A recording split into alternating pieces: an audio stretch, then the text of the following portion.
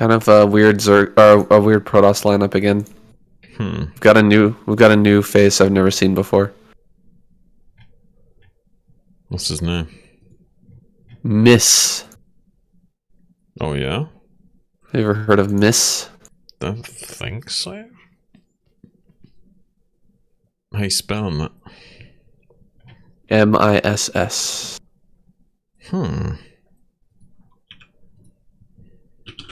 My first time too. Yeah, I've never seen a Miss before, but good luck searching that on Wikipedia or anything. Wait, there's a Chinese player called Miss. Wait, what? Really? No, this is Starcraft 2 though. Wait. I'm trying to see if I can find some stats. The name is in Korean. Yeah, it's a different player then. I don't know, I can't find any stats on them. There's just only the Starcraft 2 player called Miss that's Chinese. Okay. Hang on, I'm gonna ping out my stream.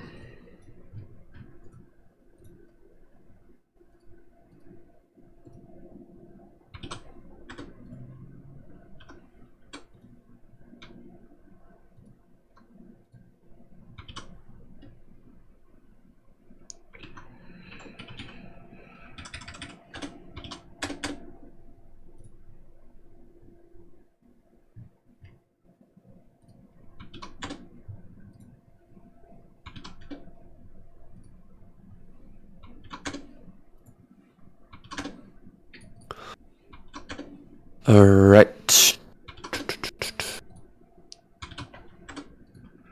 I need to grab my phone and maybe close that window.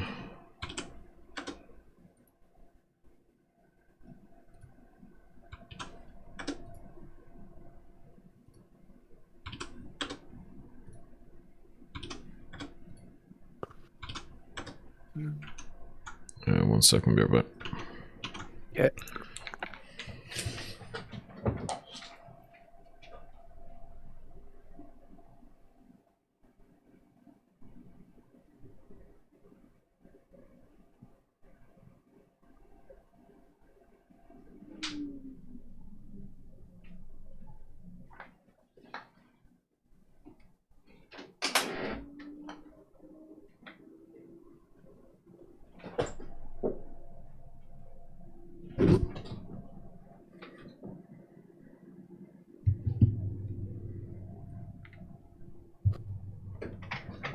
Oh, shush. Yeah, but Yo. can you hear much background noise right now or not? I think I just drove it off anyway. Yeah, I don't hear anything. Yeah, they just left anyway. It's a van outside.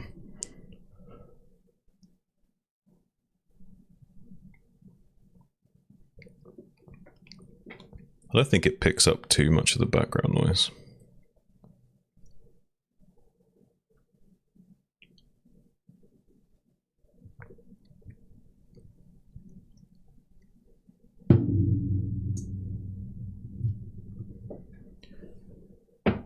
So you can see the lineup on screen? No, I just see like a screen share thing on top of. Right. Oh, now I see it, yeah. Super Ooh. annoying, but whatever. Interesting lineup.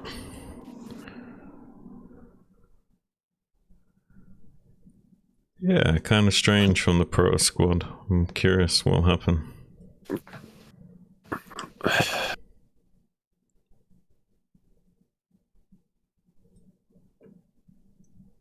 Zerg's looking strong again.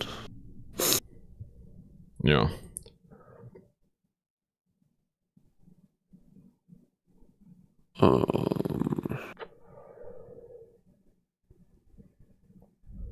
Let me see, what was the score at the end of last week? It was pretty close, right? Okay, so Terran is 1 point above Zerg right now. Yeah.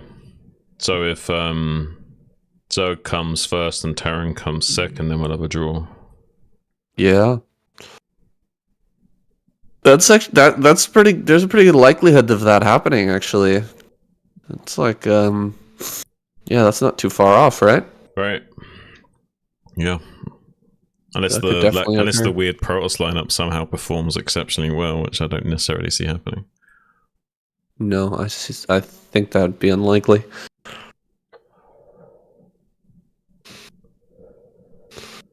I have to think that would be unlikely. I'm really curious how they would do the tiebreaker. I kind of want it to happen just to see what they do. Yeah. Like an ace match or something. Yeah, I haven't seen it yet. I wonder what would happen.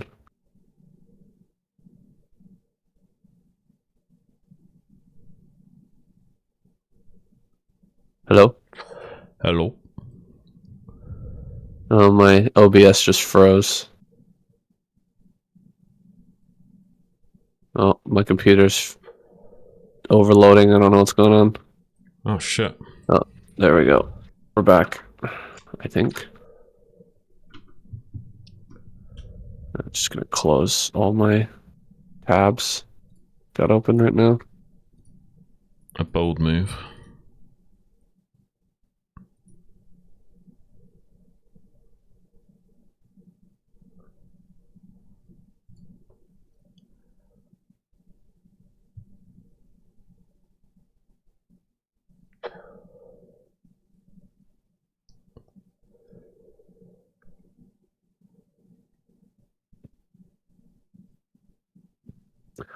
Okay. Just about ready? Yeah, man. Alright.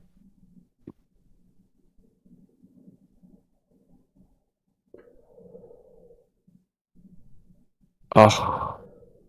For some reason, every time I try to click this, OBS is gonna freeze up on me again.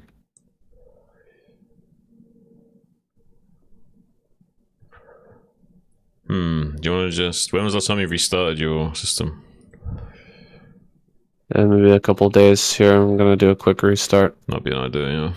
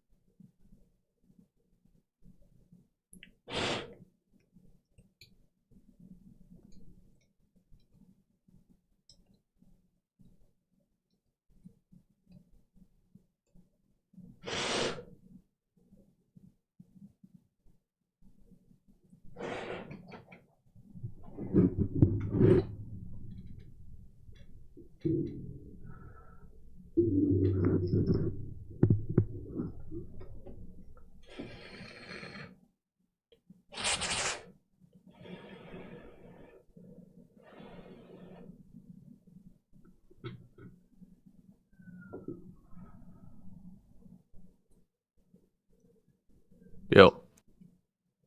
Yo, yo. Let's see.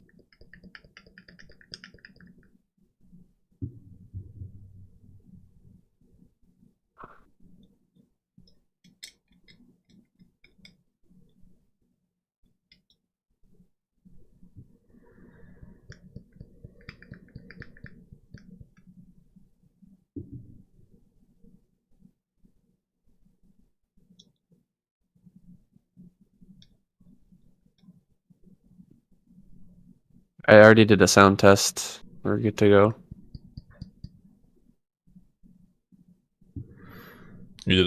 Everything's working cool? Seems to be alright. Wait, did you get my voice on the sound test?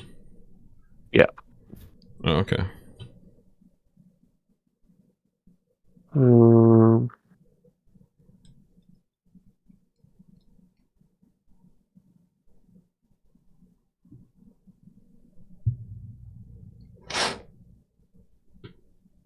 See this now? Yep, yep. It's a shame. I had it all loaded up right to where the game was about to start. Whatever. It is what it is.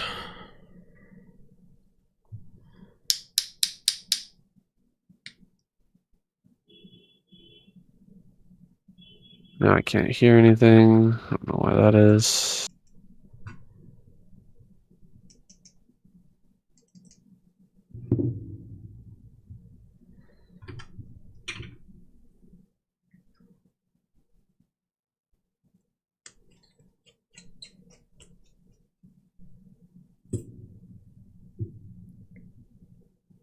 Okay. I'll do a second sound check.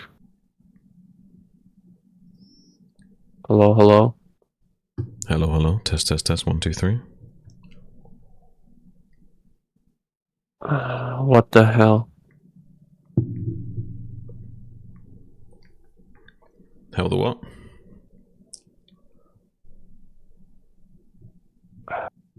Can't. The sound for the game is coming through my laptop speakers instead of my headphones. That's fucking weird. Yeah. Maybe disable communication devices in your adapter settings. Disable that device. Disable what, sorry? Disable, like in your sound devices, like disable the desktop audio for your laptop in the output. Because it might be using it as like a default communications device for some reason.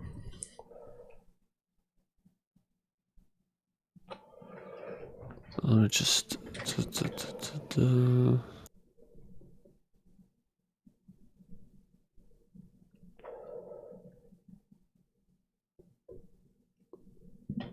Okay, I got it. I got it. Alright, test again. I still was able to record the test. I'm just gonna check it now. Alright. I just couldn't hear it before.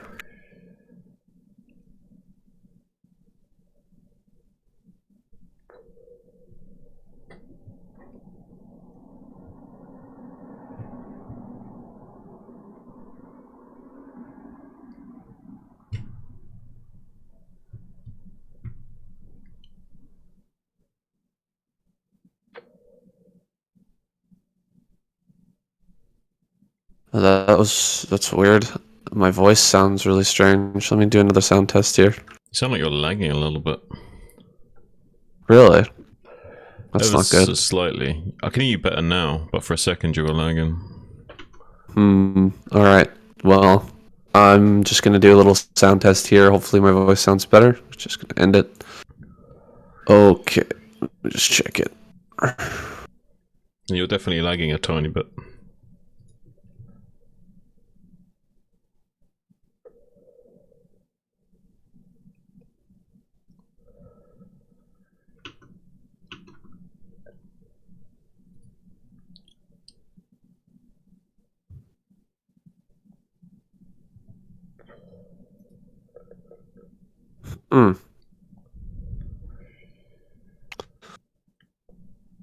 Strange.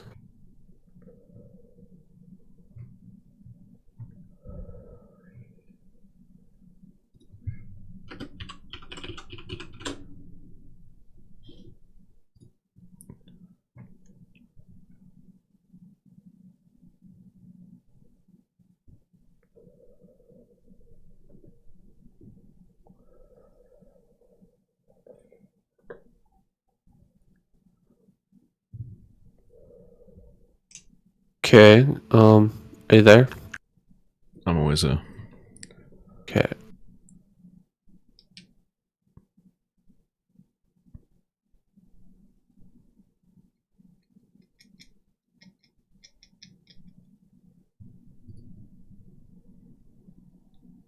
Well, I'm not really too sure what to think. I'm in a different area of the house today, so the sound may be just like a little bit off.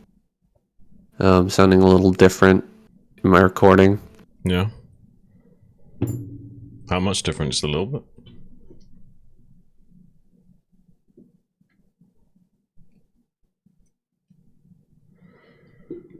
But you sound okay. I'm just listening back to myself. You sound okay for me. Besides, earlier you were lagging a tiny bit. That might be like just connection issue. Yeah, I think so. Internet should be better where I'm sitting now. Yeah, I can hear you fine right this second. Okay. Hopefully it hangs in there and we can get through this. Yeah. Alright. I'm ready. Let's go. Get it.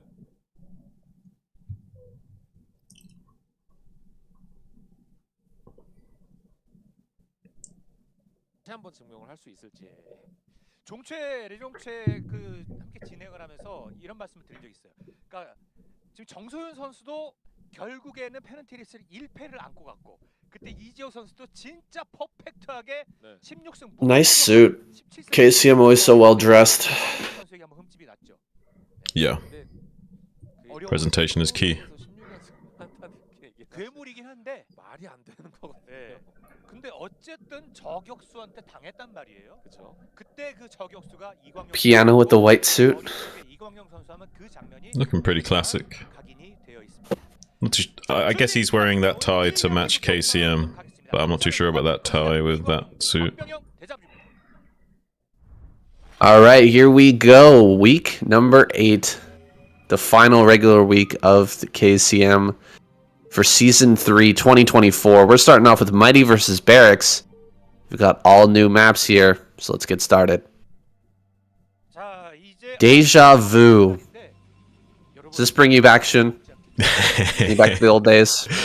Yeah, it does. I like to see the maps of old, especially maps like Monty Hall that give you such crazy games. It's nice to see a little blast from the past and some weird lineups, I have to say. Like Zerg's looking really strong, Terra looking pretty strong, but a weird lineup from Protoss here. Mini Mighty Miss. I'm not even sure who Miss is. There's a Chinese Starcraft 2 player called Miss, but I doubt this is him. Yeah, I doubt that very much.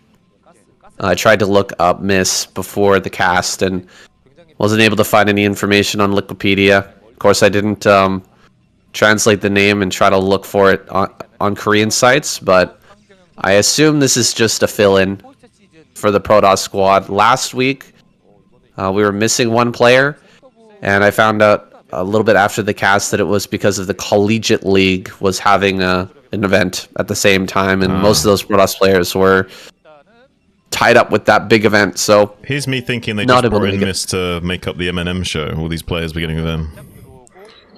Yeah, the M&M show here. Guess who's back, baby? Cross map now. Mighty, top left-hand corner. Barracks in the bottom right. Talking about this map. It's a glitch in the Matrix every time that there is an event of Deja Vu.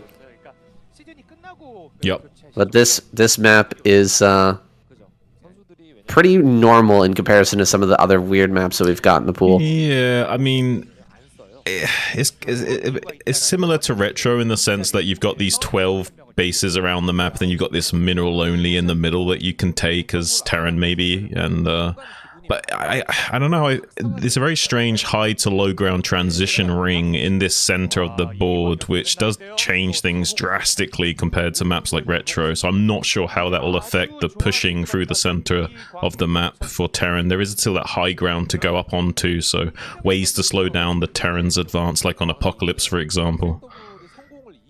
Yeah, for sure. There's a third base that's pretty far away from the natural, but one advantage of that third base for Terran is that it kind of surrounds your main. So you can set up a really nice defensive position on 3 bases. Might be a bit harder to take a 4th, though. You have to kind of push through the middle of the map. Yeah. And like you said, lots of high and low ground transitions. Those can be very punishing for a Terran push. Oh, absolutely. I'm curious if we'll see some Reaver-based play out on Mighty, what kind of style he's going to elect to go for against Barracks. Now, Barracks is not a Terran versus Protoss specialist in any sense of the word. I think he's got one of the weaker records at around 30 or so % in the ASL. Still quite competent, like you would expect from any person capable of making it into the ASL. But yeah, I think this is slightly going to be a Mighty favored match here. But I definitely think that Barracks is capable of taking down a caliber player like Mighty, though. Oh, for sure. For sure. Barracks, I mean, we've seen him flop against players like Snow, but Right. there's no comparison with someone like Mighty. These two guys should be very evenly matched. We're pulling the boys, though, Shun. Going across the map. We're not happy about this Nexus first that got taken by Mighty a little earlier. Yeah, I mean, I kind of like to see it, honestly. I was actually just speaking to Love Snow recently, and I was even mentioned pulling the boys earlier, so I'm kind of happy to see that happening in this game.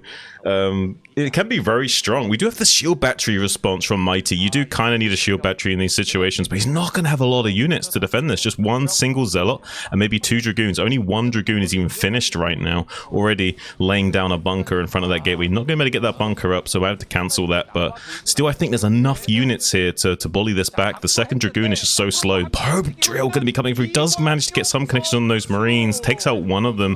SCV's currently body blocking for the Zealot and Dragoons, so they can't really get in here to clear up these Marines and Vultures, so a lot of damage being done to Mighty. He's going to have to evacuate the natural at least. We'll get this bunker up potentially behind the shield battery, eventually maybe getting the Nexus here, and this could be a nice little build to win for Barracks. Wow, a lot of probes have gone down. Generally, got to make a choice between abandoning the Nexus and saving the probes, or throwing the probes in and abandoning the Nexus, and I don't think he's done either here. He's lost all the probes, and it looks like he may end up losing the Nexus. Now, that was very close. He almost managed to kill off that Vulture. And the Marines are filling this bunker. But I don't know if he can actually hit with the bunker onto the Nexus. Is that within range, or is that just a low priority for the Marines? That's just a low priority, I think, for the issue here right now. Yeah, I think they are capable of hitting that Nexus, but unfortunately it will be some time before they are even targeted onto that. So this might be enough time for Mighty to actually get the range finish and eventually pick this up. There are 3 SCVs to repair, and they do kind of have a safe angle to repair. Ooh, one of the Dragoons actually goes down. This changes the mathematics just a little bit here, so we will be able to keep this bunker alive for quite some time. Oh, another one goes down. Oh, okay. Ooh. This is getting interesting, because the gateway's going to fall in a second as well, so then most of the DPS will be onto the Nexus in a second here. So maybe, just maybe there's enough DPS here to pull this off.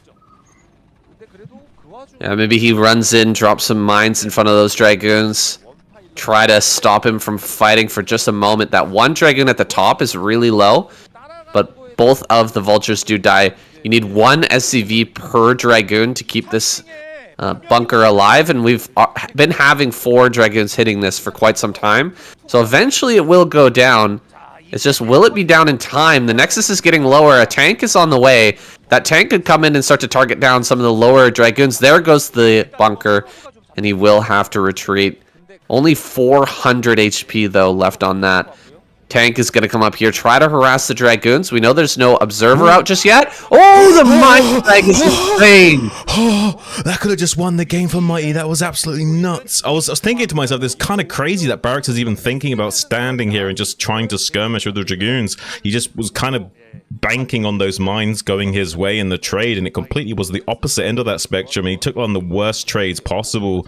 Absolute devastation from that spider mine.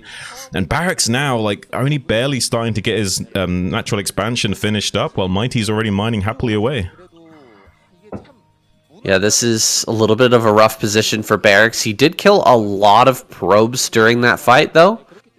So I'm not sure exactly how this maths out. Could be a big Barracks advantage. It could be a small Mighty advantage. I'm not sure what we're looking at right now. The tech, of course, is very late for Mighty. He doesn't have his observer out just yet. Okay, maybe first one coming out right now. Yeah. He's trying to clear these mines with just pure finesse at the moment. Pretty crazy. He will eat that mine. No! He walks right into it, and it doesn't go off. There you go. You don't even need micro to kill the mines sometimes. You just get lucky. Yeah, seems like it. Yeah, it's kind of wild, honestly. Like, I was a little bit worried there for a second. I thought that Barracks maybe was like at a point of just throwing the game straight up. It looks like we will see some stabilization though. Barracks did do a lot of damage to Mighty, it has to be said. Like, initially that started off with a lot of probes going down. So even though it was not successful in killing the Nexus, and I would still say this is a little bit of an advantage to Mighty. Overall, I would say the game state has reset, just kind of like been rescindered down to like everything being slow relative to a minute or so. And I think we might see a fairly standard game out of both players for the time being. It looks like Mighty might be gearing up to go straight into Arbiters from here. Maybe to do a bit of Gateway Man. I'm not too sure.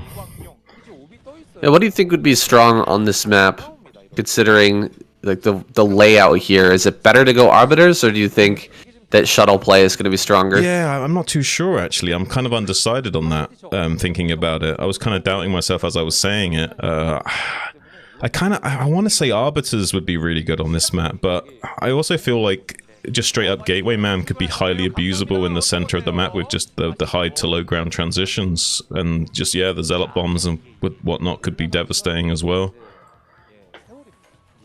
Yeah, I'm not too sure. I feel like the buildable terrain all the way around the front of, like, between the natural and the third, makes it so that you can place enough turrets to probably keep Arbiters out late game from going after your base, after your main base. But taking a fourth on this map is going to be really tough for Terran, right? You have to extend yourself way out in order to get one of those. Right. And that's when Arbiter play becomes really annoying, right? They can hit your outlying bases whenever you're trying to attack them, and keep just harassing that fourth over and over again, preventing you from holding that. Absolutely. And if you've watched Nartosa's stream, you know that no matter how many turrets you make, the Arbiter still gets in one way or another.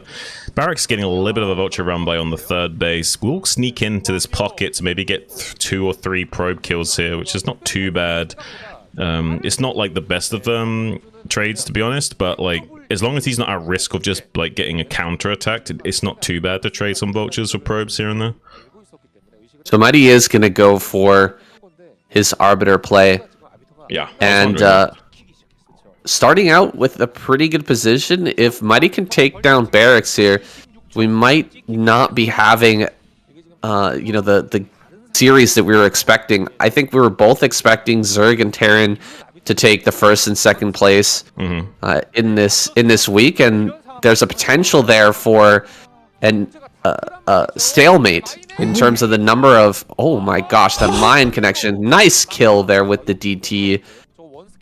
I was just trying to say there is a chance that we could see a stalemate in this last week of KCM, with both players getting caught up on points, and in that case we have no idea what's going to happen. It's all up to Terran though, taking second place, and Zerg taking first place, and then we'll see what happens. Here we've got Barracks pushing in with these tanks, but he doesn't have a lot of... Oh my gosh, okay, the mine actually picked that off. That was a waste of his scan, and there's going to be an Arbiter out here in a moment. This has kind of gone all to plan for Mighty. Yeah. He's going to come forward with a bunch of invisible units shortly. He could probably break this. He's not actually going to wait for this Arbiter, instead thinking that he's just got enough. He's probably right. Yeah, I think so, and I really do like this Arbiter play from him, because Barracks is like straight up 5 factory right now. He's kind of anticipating like a Reaver build and trying to squash it, or maybe a 3-base carrier play and trying to squash that before that gets off the ground, but no, it's going to be a straight up Arbiter play, and that's actually going to counter what Barracks is doing really nicely. After holding this push without even requiring to utilize his Arbiter tech, he's not going to have a lot of scans available to him as well, and sometimes just the cloak utility of that Arbiter is enough to be a nightmare for the Terran player, having to constantly scan, not just to identify where the Protoss expansions and army locations are, but also having to constantly scan the army when you're engaging it, just to see what you're shooting at. Yeah, those scanners came up so late. He was already on the attack path before he was able to get scouting in the main, and I don't think he even scanned the main, because he's saving those scans for the DTs that are walking around the map. Just a classic... that mine. A classic Protoss play.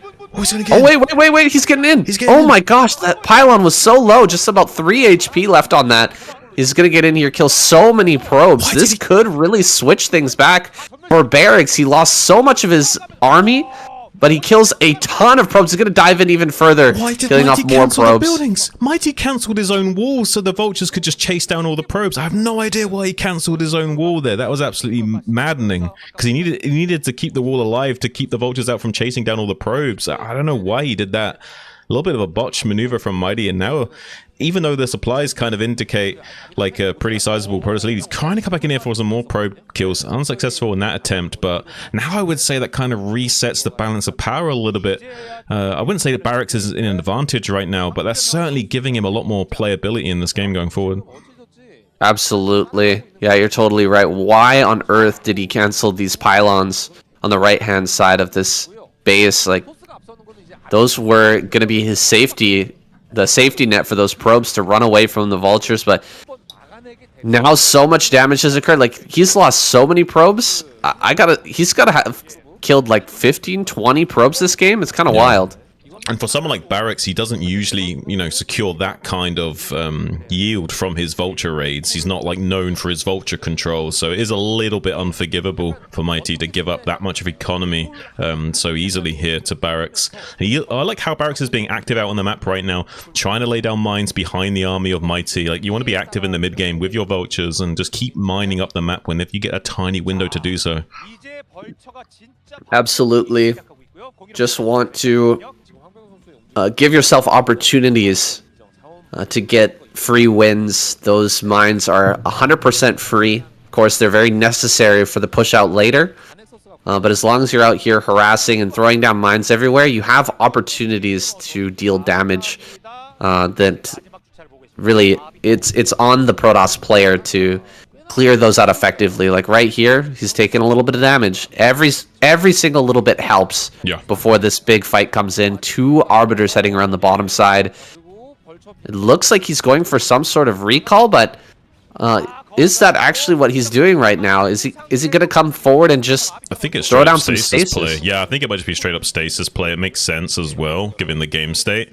He does have almost perfect energy for 2 stasises as well. That one's got a little bit more, so I guess he could even see like a recall of zealots. He could do a zealot bomb of recall into the bottom line of tanks, would be really fancy, but I don't think we will see that. I think just a couple of stasises instead. There's 1 stasis on the southern row of tanks. There's a big deep tank line though at the bottom. Would have been really interesting to see a zealot recall into that. Just another stasis going to be coming out instead though, and that Barracks soaked up so much phase disruption shots from those Dragoons that Barracks is actually trading reasonably well. This should be just like the Protoss player bowling over the Terran, but actually because that Barracks eating up so many shots, like Barracks actually not traded too badly here. Yeah, Barracks done a great job of targeting the Dragoons as well, not allowing those tanks to just fire on the zealots there that were on top of the tanks. Now he's going to clear this, and he holds the 3rd. That is not what I was expecting. No. I thought he was going to get completely wiped out here. Yeah, I thought that as well. Like, honestly, unironically, that Barracks just floating there, I think saved him. Like, without that Barracks floating there, I think he's a dead man, that's for sure. His namesake coming in handy in this last fight. Barracks, utilizing the Barracks in the front, just flying that out, sucking up an insane amount of shot. That thing tanked so much damage that it's managed to save him in this game, and Barracks has that 3rd base fully up, and now we can go into this stage of the game, what I was talking about earlier, where you've got the full ring of turrets and tons of defenses all around your main. Can Mighty get in there and do a recall, or is that even the right choice?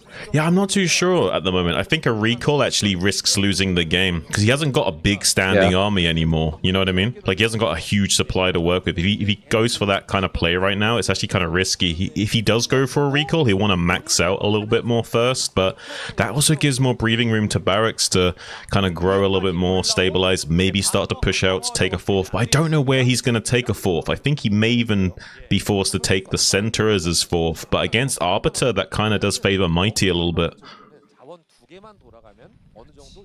Let's see where Barracks pushes, because he's not ready just yet. He's trying to slow down the ever-expanding Protoss player by sniping these probes over and over again, and he's going to get this probe. He does get that. That was really close. Ooh. It could have been a miss there on high ground, but it manages to connect. He's slowing down these bases. It's a big deal. For Mighty. Yeah, it's a huge deal right now. This is really what he needs to do to keep himself alive in this game. Catching these probes again. a fantastic play from Barracks, man. Yeah. This is really, really good. I mean, he's essentially slowing down this base by like at least a minute and a half, maybe more. And that, like in a game like Starcraft, that's a huge order of magnitude going in your favor. And he's even going to like tuck these vultures all the way into the top right after laying mines to draw out Mighty's army and force it to chase this down. So he's having to invest resources, time, and attention just to like deal with these vultures just chilling out on the map right now. So getting a lot of value out of these mineral-only units. The mines over on the left-hand side are spotting. Oh, he's going to come into this? Ooh. Oh, we're kidding. There's a think so. huge supply depot wall. Yeah, I don't want to go in there. He has mines on the left-hand side of the screenshot there that actually spotted the probe coming in as well. So he wants to come down and try to kill that probe, but the Nexus gets started. Oh, EMP! Woo, that was huge. 200 energy on that Arbiter, and it's just gone. Yeah, that's a lot. I mean, that's a recall down the drain, 2 stasis down the drain is a big deal. A lot of utility just getting dried up for Mighty. And he's having to, like, take this low ground base instead of the high ground top right. So he's not going to be able to, like, set up the gateway rally and get everything set up quite as cost efficiently and in a timely manner as he would like to. It's now almost 19 minutes and he's only just now starting to split the map horizontally. So Barracks has done a great job of slowing him down, but he hasn't grown a lot. We need to see Barracks take a 4th base right now while pushing.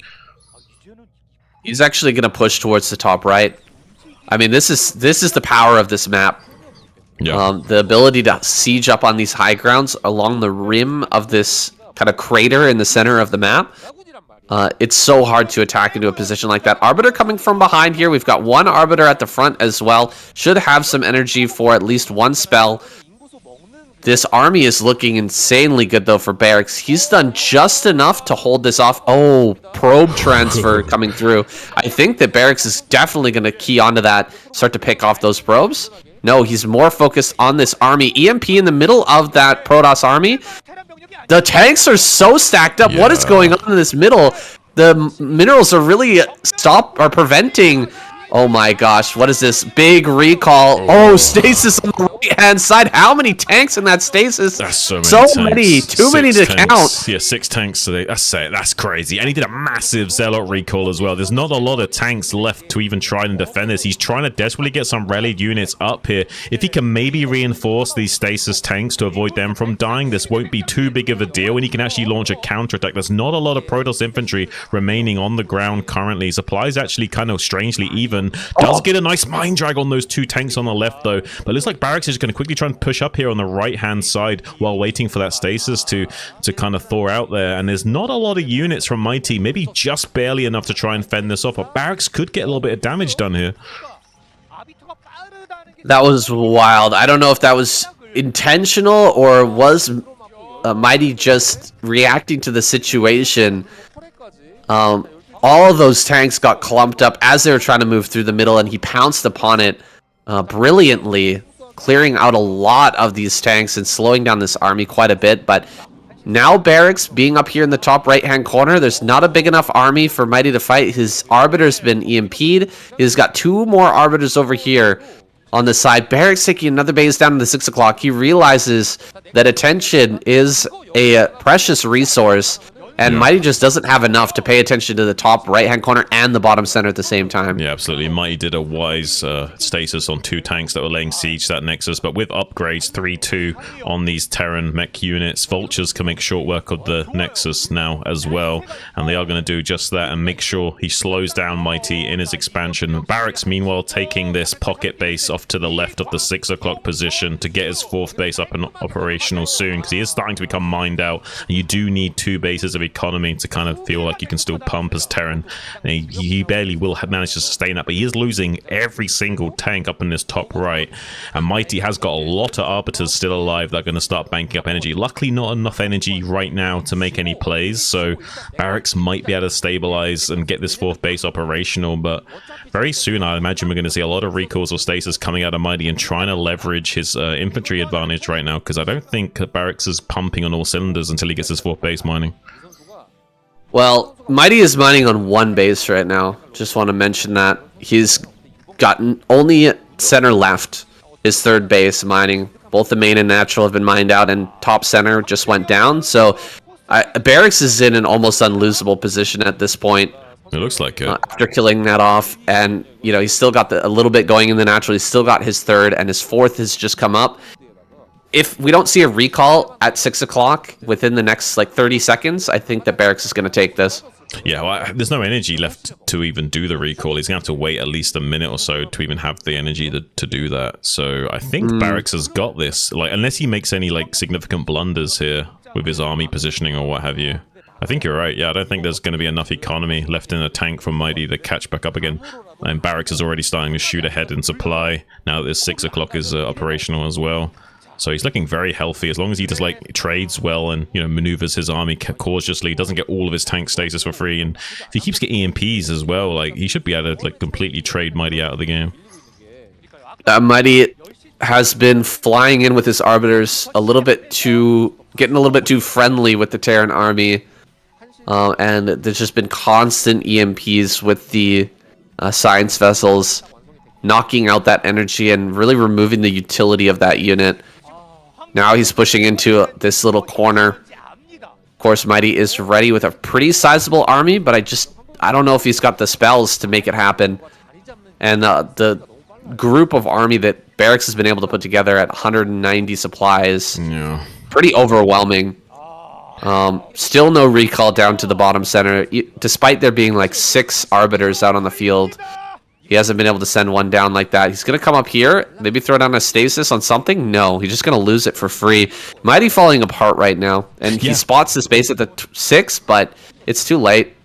Yeah, too late. It looks like he's going to get the kill on this base at the 6, but yeah, like you say, he's already been shut out of his own economy too much now that it doesn't really matter, and there's enough left in the tank for Barracks to just steamroll him. It looks like Mighty has got the agenda of trying to expand this bottom left quadrant, but it's too little too late. He has some utility left on the board. Like, he has a potential to win this game if, like, Barracks went AFK for a minute or something, maybe, but yeah, as long as he, like, A-moves correctly, keeps his army together, you know, doesn't just, like, run his units into mines and get, like, his entire army suicided for some reason, this should be a Barracks victory. Already sieged up before we see the engagement happen. The Zealot's not even in position to get on top of this, and the EMP is huge. The Matrix on the frontline tank as well. Like, everything is just looking absolutely crazy good for Barracks. He's 60 ahead in supply, only 2-1 upgrades for these Protoss infantry units as well. So kind of every metric leaning towards Barracks right now on the power scale. Well, Barracks, I mean, it's from the current state of the game, you would think that he's been ahead the whole time, but he came from a pretty massive deficit, found himself in this position through nothing but his own skill. Really impressive stuff for Barracks in this game.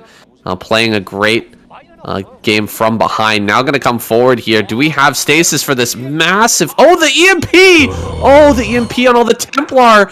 Dude, if he had a few storms on that huge group of tanks just at the bottom of the screen here, he probably could have cleared this army, but with all that EMP...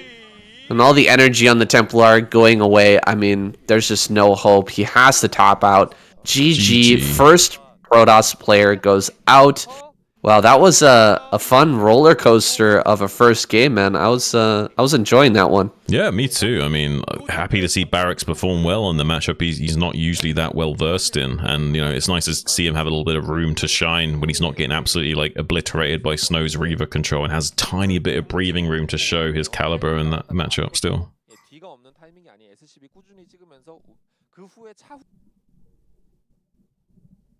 All right. Go ahead. Let's do this.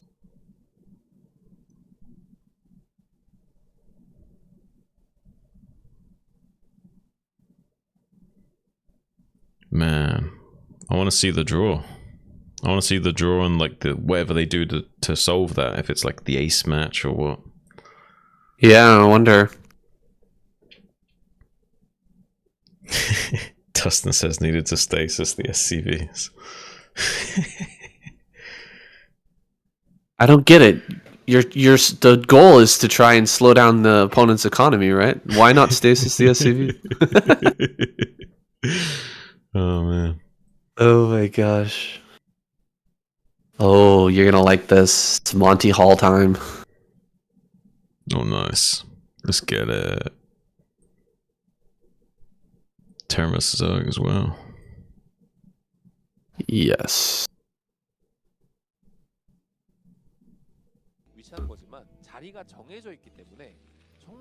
Mighty and Barracks keeping us on the edge of our seats in game number 1. Now we've got Sulky hitting the field here. Gonna take on Barracks. This classic map, Monty Hall, will be the arena for these two players to duke it out. This should be a fun match, dude. I really don't know how this one's gonna go. After last week, week 7. Yeah.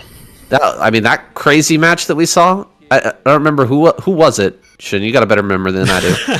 I'm terrible with names, though. I'm not actually sure who that was. Was it Action top left, you mean, on this map? Yes. I believe it was Action top left, and I don't remember who the right? Terran player was. Sharp, maybe. Crazy match that we saw.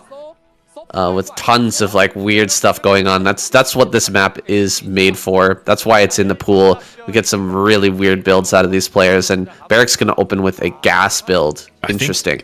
This is looking like maybe I don't know if he's gonna make this factory proxy and then float it, or if he's just gonna do like some weird starport rush. It's kind of interesting because this is kind of like a 10-10-10, but not. He made this gas at 9, for example. This is a seriously fast gas tech build from Barracks.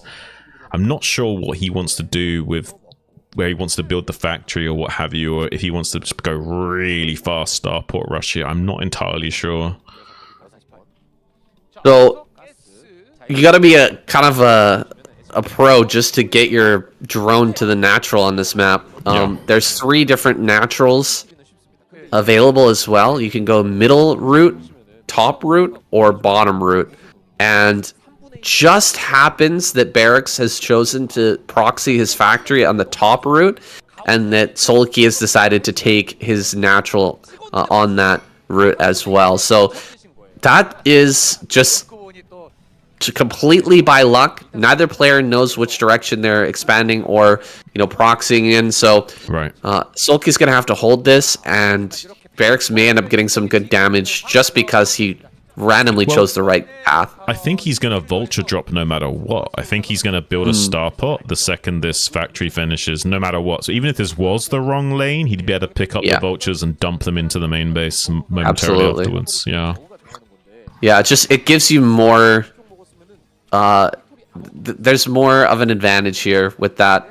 With the vulture being there, there's more opportunity, right? Like you send the vulture in, there's an opportunity to get some damage right away if there's not a sunken ready, and then you can pressure, and then the drop comes through right after. If this was the wrong lane, then you'd just be sitting here waiting on the other side of the minerals with nothing to do. Sulky, he's gonna have a hard time here. What's his follow-up? I imagine it's gonna be going straight into, oh my gosh, he doesn't build a sunken colony either. He might just be dead, dude. Maybe. He might be dead. There's only 4 lings, no sunken colony, and he opened up the entrance to his main. Right, yeah, if he doesn't have ling speed on the way or whatever as well, this is going to be really rough. Yeah, eventually, with good micro, Barracks can, kill infinite amount of links, infinite amount of drones. He's going to just make a panic sunken right now because he knows a lot of units can go down. I think this is just going to be a really awkward situation. He can maybe catch this vulture, though. He almost gets the perfect surround on that vulture, takes it down to just 20 HP. He's even going to cancel the sunken because speed just finished up. So Sulky actually has some counterplay against this, takes the vulture down to 10 HP now. Only 1 ling left out on the map. He's going to keep that alive for scouting purposes, maybe to run by. But now the vulture's coming back in. This vulture of 10 HP is still doing maximum damage regardless of if he's on 1 HP or 80. It doesn't matter. So now he can come in here and do a lot of damage. Even SCV repair coming out to make sure there's as much meat on this attack as possible.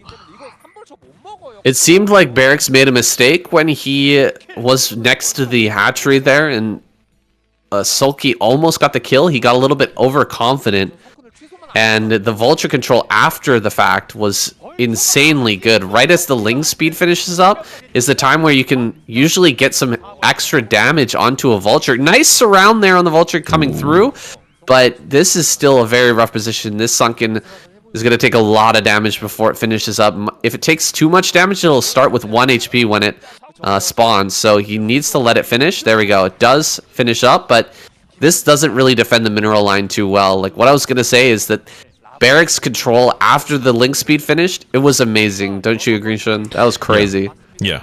No, I think so. Like, and Sulky got like really cocky there, even like canceling his creep currently and trying to like be as min-maxy as possible. And he might actually be biting a lot of bullets for that, because now the Wraith comes in from the 1-1-1 transition before the Spire's even finished. He's going to be super annoying with this. Even going to start pew-pewing away at those drones with the burst lasers. We'll get at least one drone kill for his efforts, maybe even two before the Scourge can get out there to defend it. Oh, the surround here, stopping the vultures from running home. He's going to get nearly all of them. Banking on the fact that Barracks was paying attention to the Wraith or back at home, he just dives forward, gets the surround, kills almost all of these vultures. He can't really mine, though, from the natural still. Right. There's still, yeah, I mean, we could still keep incrementing vultures across the map, no problem. And we can't just make these lings forever. We have to switch into Mutalisk production. And we're still sitting on one base with nothing mining at the natural. And it's going to be a full commitment into 2-port Wraith with Cloak as well. And yeah, with only one gas, one base worth of minerals coming in for Sulky, it's going to be a little bit rough for him. Usually you've got a little bit of extra juice to work with when you're going up against this, and you've got a few drones mining in the natural expansion, but in this case not. And also a lot more commitment into the Zerglings early on, so Sulky might have his work cut out for him. He has got some gas banked, so he can make a few pairs of Scourge here and there and slowly add on to these muters as he squeezes out more drones and stabilizes his mineral production a little bit. But I'm a little bit worried for Sulky. If Barracks has got good Wraith control here with the Cloak, I actually think like Barracks is favored to win. Oh, for sure. If Sulky comes in right now, right as the Cloak is finishing up, those Wraiths are going to go invis and just kill every single Mutalisk that Sulky's managed to squeeze out with his tiny economy. You can see he's hardly even able to mine off of both of his gases right now. He's just going to add on the second extractor. He's not dead in this game, but the hopes of coming back from a position like this for any Zerg player, it's tough. It's a weak chance right now. There's more Wraiths than there are Muters, for example. Cloak's just about to be finished, and yeah, with good control, it's very difficult for the Muters to come out on top. But because he's been so stretched on his economy, I actually doubt that he's been able to afford Overlord speed. So there's also the win condition of just picking off Overlords and outmaneuvering the Muters as well, on top of everything else. Another drone going down. Just another drop in the bucket here for Sulky over and over again. He's been taking these little bits of damage, and it's all accumulated to this point. Overlord's starting to go down around the map. He won't be able to produce anything. He doesn't have Overlord speed, so it's very hard to get on top of these Wraiths. If Overlord speed suddenly finishes, he could try to dive on top of the Wraiths and take a big fight. I don't see Barracks building a lot of defenses back at home, so he might be getting, overconfident. Maybe he's... too comfortable in his position, and in that case the Overlord speed finishes and the Wraiths or the Mutas just come straight across the map. Maybe you can break here with no turrets and just Wraiths. Maybe if he rallies everything, all of his Overlords, all of his Scourge and Mutas across the map, maybe he can win this game. Sulky gonna bank it all on this one attack. Yeah, he didn't seem super confident with his Wraith control just then, and a lot of the Wraiths are a little bit bruised up, so with some good glaive connections with those Mutas, we'll soften up that stack of Wraiths as well. At least for the time being, Barracks is going to force to be run back to his base with tail tucked between his legs, repair those Wraiths back up to full, and give Sulky a few precious seconds of just squeezing out more and more Mutas. Now that he's got this second gas online, he can kind of go toe-to-toe with the production of the Terran player, and if Barracks can never expand, then eventually Sulky may be able to run away with the game, but it's going to take him a little bit of time to get into that game state. He's seen a bunch of Marines being produced. He knows that there are... there's going to be a Marine medic follow-up with the Wraiths in tow to try and help that out. He's going to build a couple of sunken colonies here at the front to hold this Marine attack. He may need to throw down a Spore as well, because the Wraiths can become a real problem. That's so many Wraiths now. And Barracks is about to pull the trigger on this attack. He's just coming for the natural. Yeah, he's just waiting for things like Stim and what have you to finish up upgrading because of how late that academy was, and now he's going to finally start to move out down this northern lane. Just as Sulky's starting to poke out and prod a little bit. I don't think he'll want to stray too far from his base now that he's identified this bioball. He can't even really engage this Bible out on the map. He has to kind of just sit back with his mutas and wait for them to come to him. He could maybe try and ambush on the Wraiths if Barracks isn't paying attention, but it'd be super risky right now if the Wraiths are in support with the Bible. It looks like he's actually splitting off the Wraiths to go hunt down 2 Lings, and this might give a little bit of a window for Sulky to come in here now that he knows where the Wraiths are to maybe try and get a few kills for free on either of the packs. He's going to try and catch one of these 2 packs. He sees the Wraiths. Immediate cloak there. A little bit annoying for Sulky. He can't take this engagement right now. Does get a good shot off there, though. Tough to get shots on these Wraiths when they're being microed efficiently, but Barracks kind of slipping a little bit. Now coming down towards the sunken line. Sulky going to get set up here with 3 sunkens and a ton of mutas. He's got more than 12 mutas. He's got 2 groups right now. Can he save this? He's got to protect these sunken colonies. Cannot allow the Wraiths to start bashing away at these sunkens and dealing free damage. That's why I was talking about the Spore a little bit earlier. Yeah. Can really help out in these situations. Yeah, it looks like he's going to be using the Marines as like a point defense for the Wraiths to come in here and be super annoying and just snipe the gas, actually. He doesn't want to necessarily break the Zerg, just deny the gas being mined. He's going to have to eventually make a Spore there to try and deny this, but it's going to be really frustrating because he could actually potentially lose this gas. And if he loses out on that 300 gas a minute at this stage in the game, could be pretty crippling for Sulky. Ooh, +1 armor finished for Sulky, and his Mutalisk stack is pretty large right now. I doubt we have +1 attack for these Marines, and you know they're going to be doing very little damage against these. Like Mutas are surprisingly beefy, especially with that +1 armor. Let's see if he can break this. He didn't build a Spore here at the top. It's actually another Sunken, so he's got 4 Sunkens now. This army stack of Barracks is getting larger, but so is the Muta stack. The Muta stack is growing, and the Wraiths are starting to go away. A lot of them are dying right now. Yeah, there's only 6 Wraiths remaining, on many of them on very low HP as well. He's kind of like forgotten about the gas for the time being. He doesn't have to worry about microing the Wraiths back and forth anymore. It looks like he's just trying to build up for a big sunken bust here and hoping he's got enough after like trading that 1 sunken off and softening up those mutas. He's going to try and come in here and bite a little bit more HP off of those sunken colonies. If he can get the colonies down to just 2 sunkens, he's probably going to feel like he's got way more than enough to come in here and bust Sulky. But Sulky's going across the map with one of his muta stacks right now. This could be the window that Barracks needs to get a lot of damage done into this natural expansion.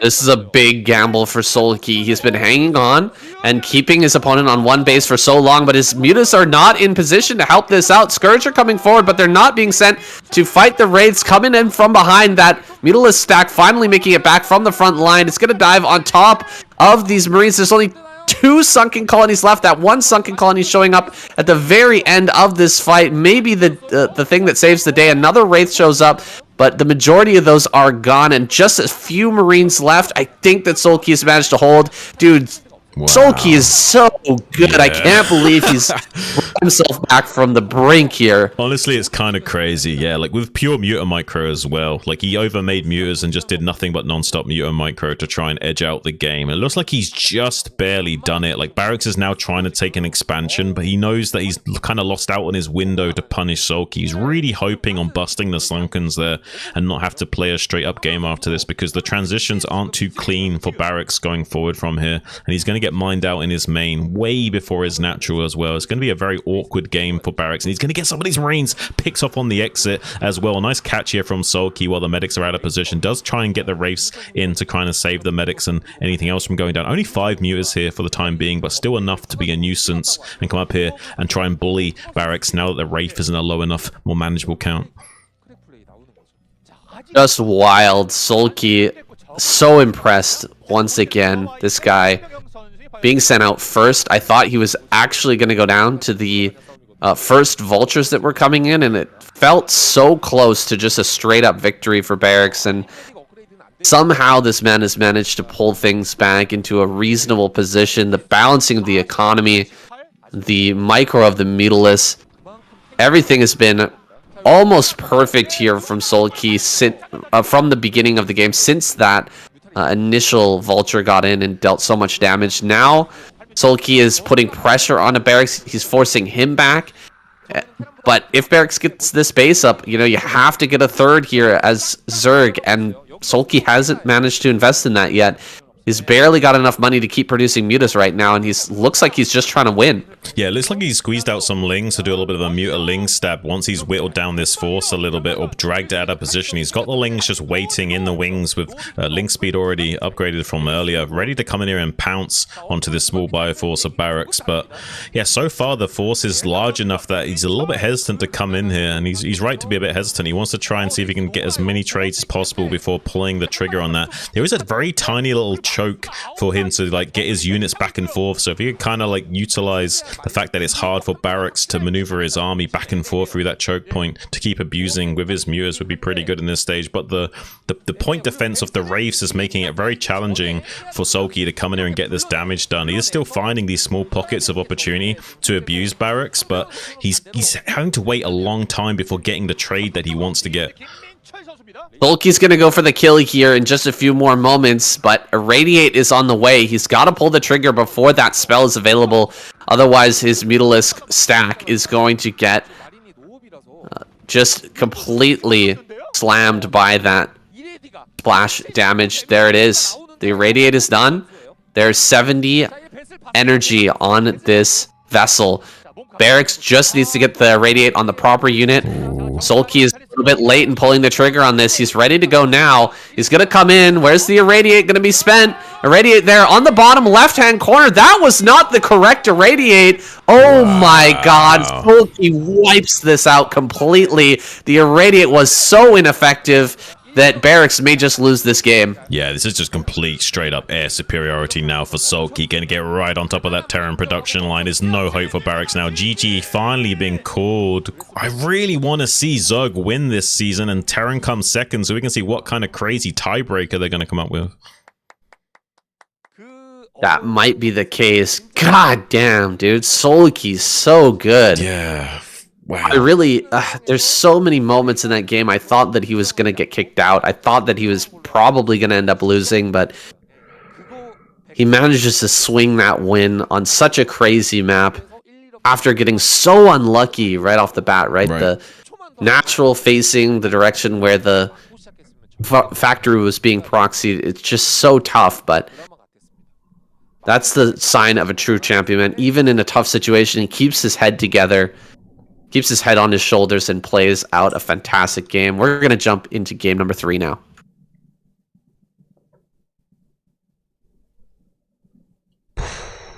Not bad. Not bad at all. Against the Terran versus Zerg specialist, no less. Yeah.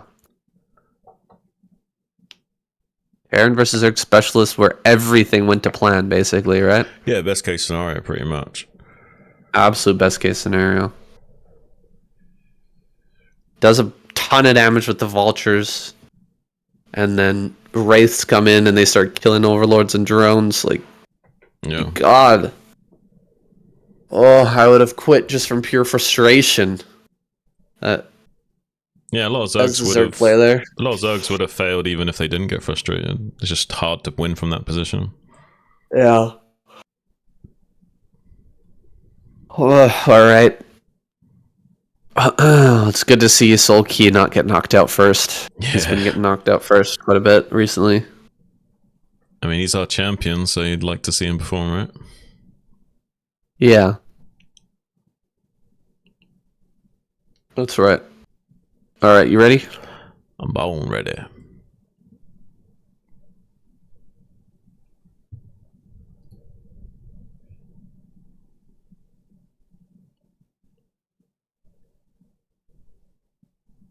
Our hero here is Sulky in the bottom left-hand corner. His opponent Miss in the top left now.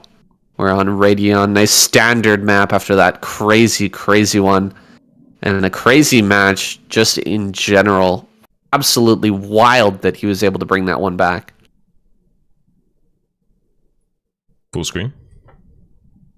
Oh, I am full screen. Oh, that's weird. Might have to rerun because I'm not getting anything. Oh, now I see it. Can you... Oh, now you see it. Oh, that's so weird. All right, let's roll it back.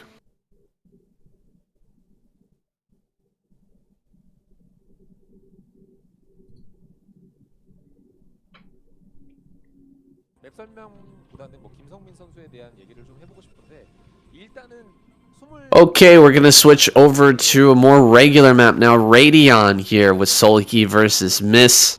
Sulky in the bottom left, Miss in the top left. Vertical spawns here for this ZVP. And I'm really happy that we've got maps like Radion in the map pool. Like, if we're gonna have a standard map, I want Radion. I don't want Polypoid or something like that. I want a map like this. This is like newer, fresher. We haven't played it 1,000 times, and it's still super standard. Has really long rush distances, and kind of does force a more macro-centric way of playing. Going to be seeing a gateway first out of Miss here. I have absolutely zero clue on how this player likes to play. But yeah, gateway first kind of makes me feel like maybe he's quite confident in this matchup. I'm curious to see what he can bring to the table against the likes of Sulky. I don't just want to see Sulky absolutely dominate here. I want to see Miss have a good performance. For sure. We've never casted Miss before, I don't think, right, Shun? Right, this is the first. Coming out with the gateway against a player the caliber of Sulky, that's definitely showing some confidence. And he could get punished for it, right? This is an overpool. Yeah. From Sulky. He's going to have some lings out, and he might just challenge you, you know? He might save Larva and pop out a ton of lings. 4 lings, I think, are going to start here. He might go 6 and come across this map. Start to put the pressure on. If he slips 2 lings into Miss's base, what's the chances that Miss can actually win? With someone like Sulky controlling the lings while he's macroing back at home, I don't want to be Miss in that situation. Like, so many probes are gonna either die or be forced to stop mining, and he's gonna be macroing on point back at home. It's not gonna be a happy day. You do want to make at least 4 lings when you don't drone scout. So he's made, like, yeah, a safety of 4. So that'll be enough to bully back this initial Zealot, hopefully. Might try and get the snipe on that probe, but it actually nearly lost that ling. Does throw down the 3rd base natural on location, and now it looks like Miss is kind of hooing and hawing where he wants to send the Zealot. He's just going to rotate it back around, going back home, it looks like. The right choice, because Sulky sent his lings across the map. You know that he's building more lings. He's not just going to not make lings when you've got the Zealot right in front of his natural. So more lings are coming. These lings are going to start to harass this pylon. We need to get our other Zealot back to the natural as soon as possible. This one Zealot could get overwhelmed by just 4 lings, and there it is. Into the main base. I love the skill checks from Sulky here. Like, he understands all the things that Miss might not know how to deal with it. So he's like throwing lots of questions at Miss, and if he hasn't got an answer, he just slips the lings in. And like, that was like, this is how you abuse like weaker players, is you just try and force as many interactions as possible. And there's a lot of behavior trees that Miss can choose to do, and a lot of them are wrong choices. So eventually Sulky just forces a wrong choice out of Miss, and eventually finds a way to slip in some lings and some annoyance. And now that there's a wrench in the works of Miss, it's going to be very difficult for him to navigate this game going forward against someone of Sulky's caliber. Absolutely. His win percent chance, I'd say, just dropped dramatically in this game. The moment that those 4 lings got in, it's a tough ramp to deal with. The reverse ramp space tile set is huge. There's a lot of space on that ramp to try and hold with just a Zealot and a probe, and he did not do that perfectly. He's got 3. Look at how many Zealots he's managing to keep home right now. There's 5 Zealots that Miss has purchased, and he's not able to do anything with them, and only 4 lings are controlling all of them. They're keeping them back at home, and yeah, I mean, Miss has no information on the map, and he's not able to glean any. He's not able to put on any pressure at all. All that Sulky needs to do is just keep moving these lings. Yeah, and he's also seeing like some of the timings of Miss here, and back at home just going to be droning up, getting his 3 base spire like he would usually, like nothing really crazy. He makes additional lings just to make sure he doesn't die to the front. He's keeping a check on that as well. And yeah, being able to keep the Zealots pinned back here just kind of gives him so much breathing room in this matchup. And he might even be able to get like a probe kill up here, or even deny mining just for a second. Like, it's just annoying. Like, even just like losing out on a bit of gas here is going to be frustrating for Miss. Something that he wouldn't usually be having to deal with now that is becoming an issue against someone that's already better than you. It's just going to like tip the scales against you all the more and make that mountain just even slightly more insurmountable to climb later. Absolutely. There goes a probe in the main base. Picks one of those off. +1. Going up here for Miss in the main, so he won't lose that if there was some sort of Hydralisk, fake Hydralisk bust. quite a few units out on the map right now. I think he just made a bunch of lings because he saw those 3 zealots moving out. So that's actually going in Mist's favor, right? Like, he forced out all these lings, and he went back home with his zealots. So, I mean, at least one good move here. He is going to get that Corsair out in a moment, get across the map, and scout out that Sulky is playing just a pretty standard game. Figure out that there's a Spire on the way and stuff. But, dude, another probe goes down. Another one going to fall as well. Another one. No, not quite. Just about getting a third in just that one attack. He sends in the lings. He doesn't want to micro that anymore. Now it's time for mutas. Yeah, we got 4 hatcheries on the way. We can start making all the mutas. We've been mining off of 2 gases for a while now, so Sulky can go Ogre Zerg from this. If he snipes like the first Corsair and then just starts dominating him with muta control, it's going to be a little bit frustrating for Miss. He is throwing down a safety cannon in the main base at least. I imagine the natural as well.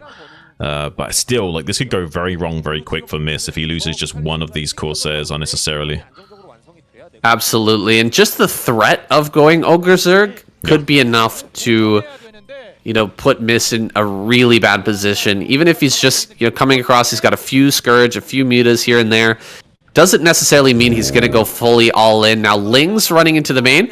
He's going to target the cannon in this mineral line. And, I mean, probes are going to be pulled. That's a pretty good block for Miss. Yeah, pretty good. Dealing with that. But the Scourge are going to come in. The mutas are going to go on top. What happened to the Scourge? Wait, one Scourge connected? What? Where are all the Scourge here?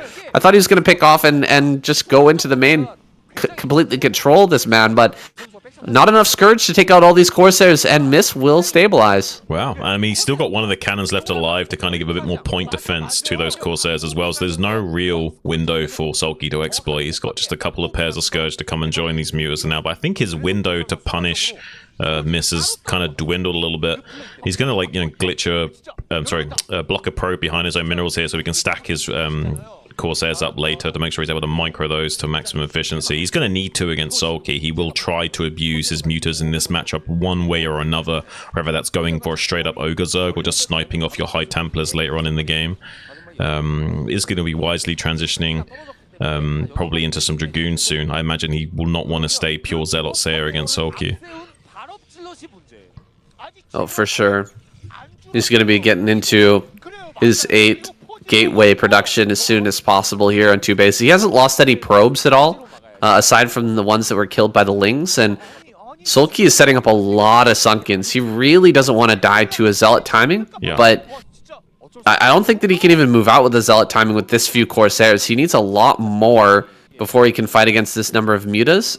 I'd like to see Miss just sit back a bit more comfortably and wait for the full production to come out, but it seems like he actually does want to come out and attack, and I think this is exactly what Sulky wants. I think so. You're not getting through all those Sunkens, and the mutas and Scourge are gonna dominate in the air. Yeah, this is gonna be rough, I think, for Miss. Yeah, not only He's that, coming in now. but the Sunkens also enable the mutas to go on the counter offensive and not worry about clean up on IL5 back at home. Does try and get on top of these mutas with the neutron phase. Well, look at the ocean of Scourge coming to zone out these Corsairs right now. They are trying to do a little fancy micro there, but he's not quite of the caliber of player to pull off those kind of moving backwards shots. It's very difficult to do without frame perfect inputs. Does lose a lot of those Corsairs. Just a small handful remaining, like 4 or 5, maybe not even 5 actually. I think only 4 Corsairs remaining, trying to kill, just 4 Corsairs remaining, and Sulky wisely gonna just chill for now, but at any moment Miss could just throw this game, and I'm a little bit concerned for him. We do have +1 Carapace on this air as well, giving a bit more air superiority so he can start to dominate in the air. He's got so many Scourge remaining as well. He's gonna want to try and get on top of this Corsair fleet again and again and eventually get that air advantage and then just abuse Miss. Now, couldn't we just go for an Archon Zealot timing? It seems like he wants to wait for Storm, but then Archon Zealot. But then there's not enough Storm remaining to deal with the 6-hatch Hydra follow-up. It kind of is geared up to being a Sulky Edge game either way, I feel. Right. We don't have Hydras out just yet. We probably don't have the Hydra upgrades just yet either. They're probably on the way now, but diving into the main base, I bet he wishes he had an Archon right now. Yeah, Archon does kind of clear a lot of this stuff. Storms get thrown down, but they don't deal with all the Scourge. Scourge here trying to catch up to these Corsairs, but the micro pretty good. Losing control of this main base now. Miss is struggling. Why not make an Archon? What are we doing? We're heading out with the Templar that don't have any energy, that have already used their storms. Miss kind of panicking. He's just going to go for a counterattack, and that's exactly what Sulky wants him to do. Yeah. With all the sunken colonies back at home, he can deal with this attack no problem. Well, Miss is just kind of like gambling. He's just like hoping that he doesn't die to this because he needs the storms for later to have any chance at winning later on. But that means it's easier for Sulky to win now. So he's going to like bite the bullet either way, unfortunately. Does get on top of these Hydras at the rally point, but the 3 Sunkens deep able to be drilled upon with these drones. But the storm on top of those Sunkens, beautifully done, will take out a lot of that drone drill potential. Maybe he can get some damage on here, but here come the Scourge to finish up all of those remaining Corsairs. There's now no anti-air besides the High Templars and the cannons back at base. GG just going to be called straight up there from Miss, and looks like Zerg in full-on domination mode tonight.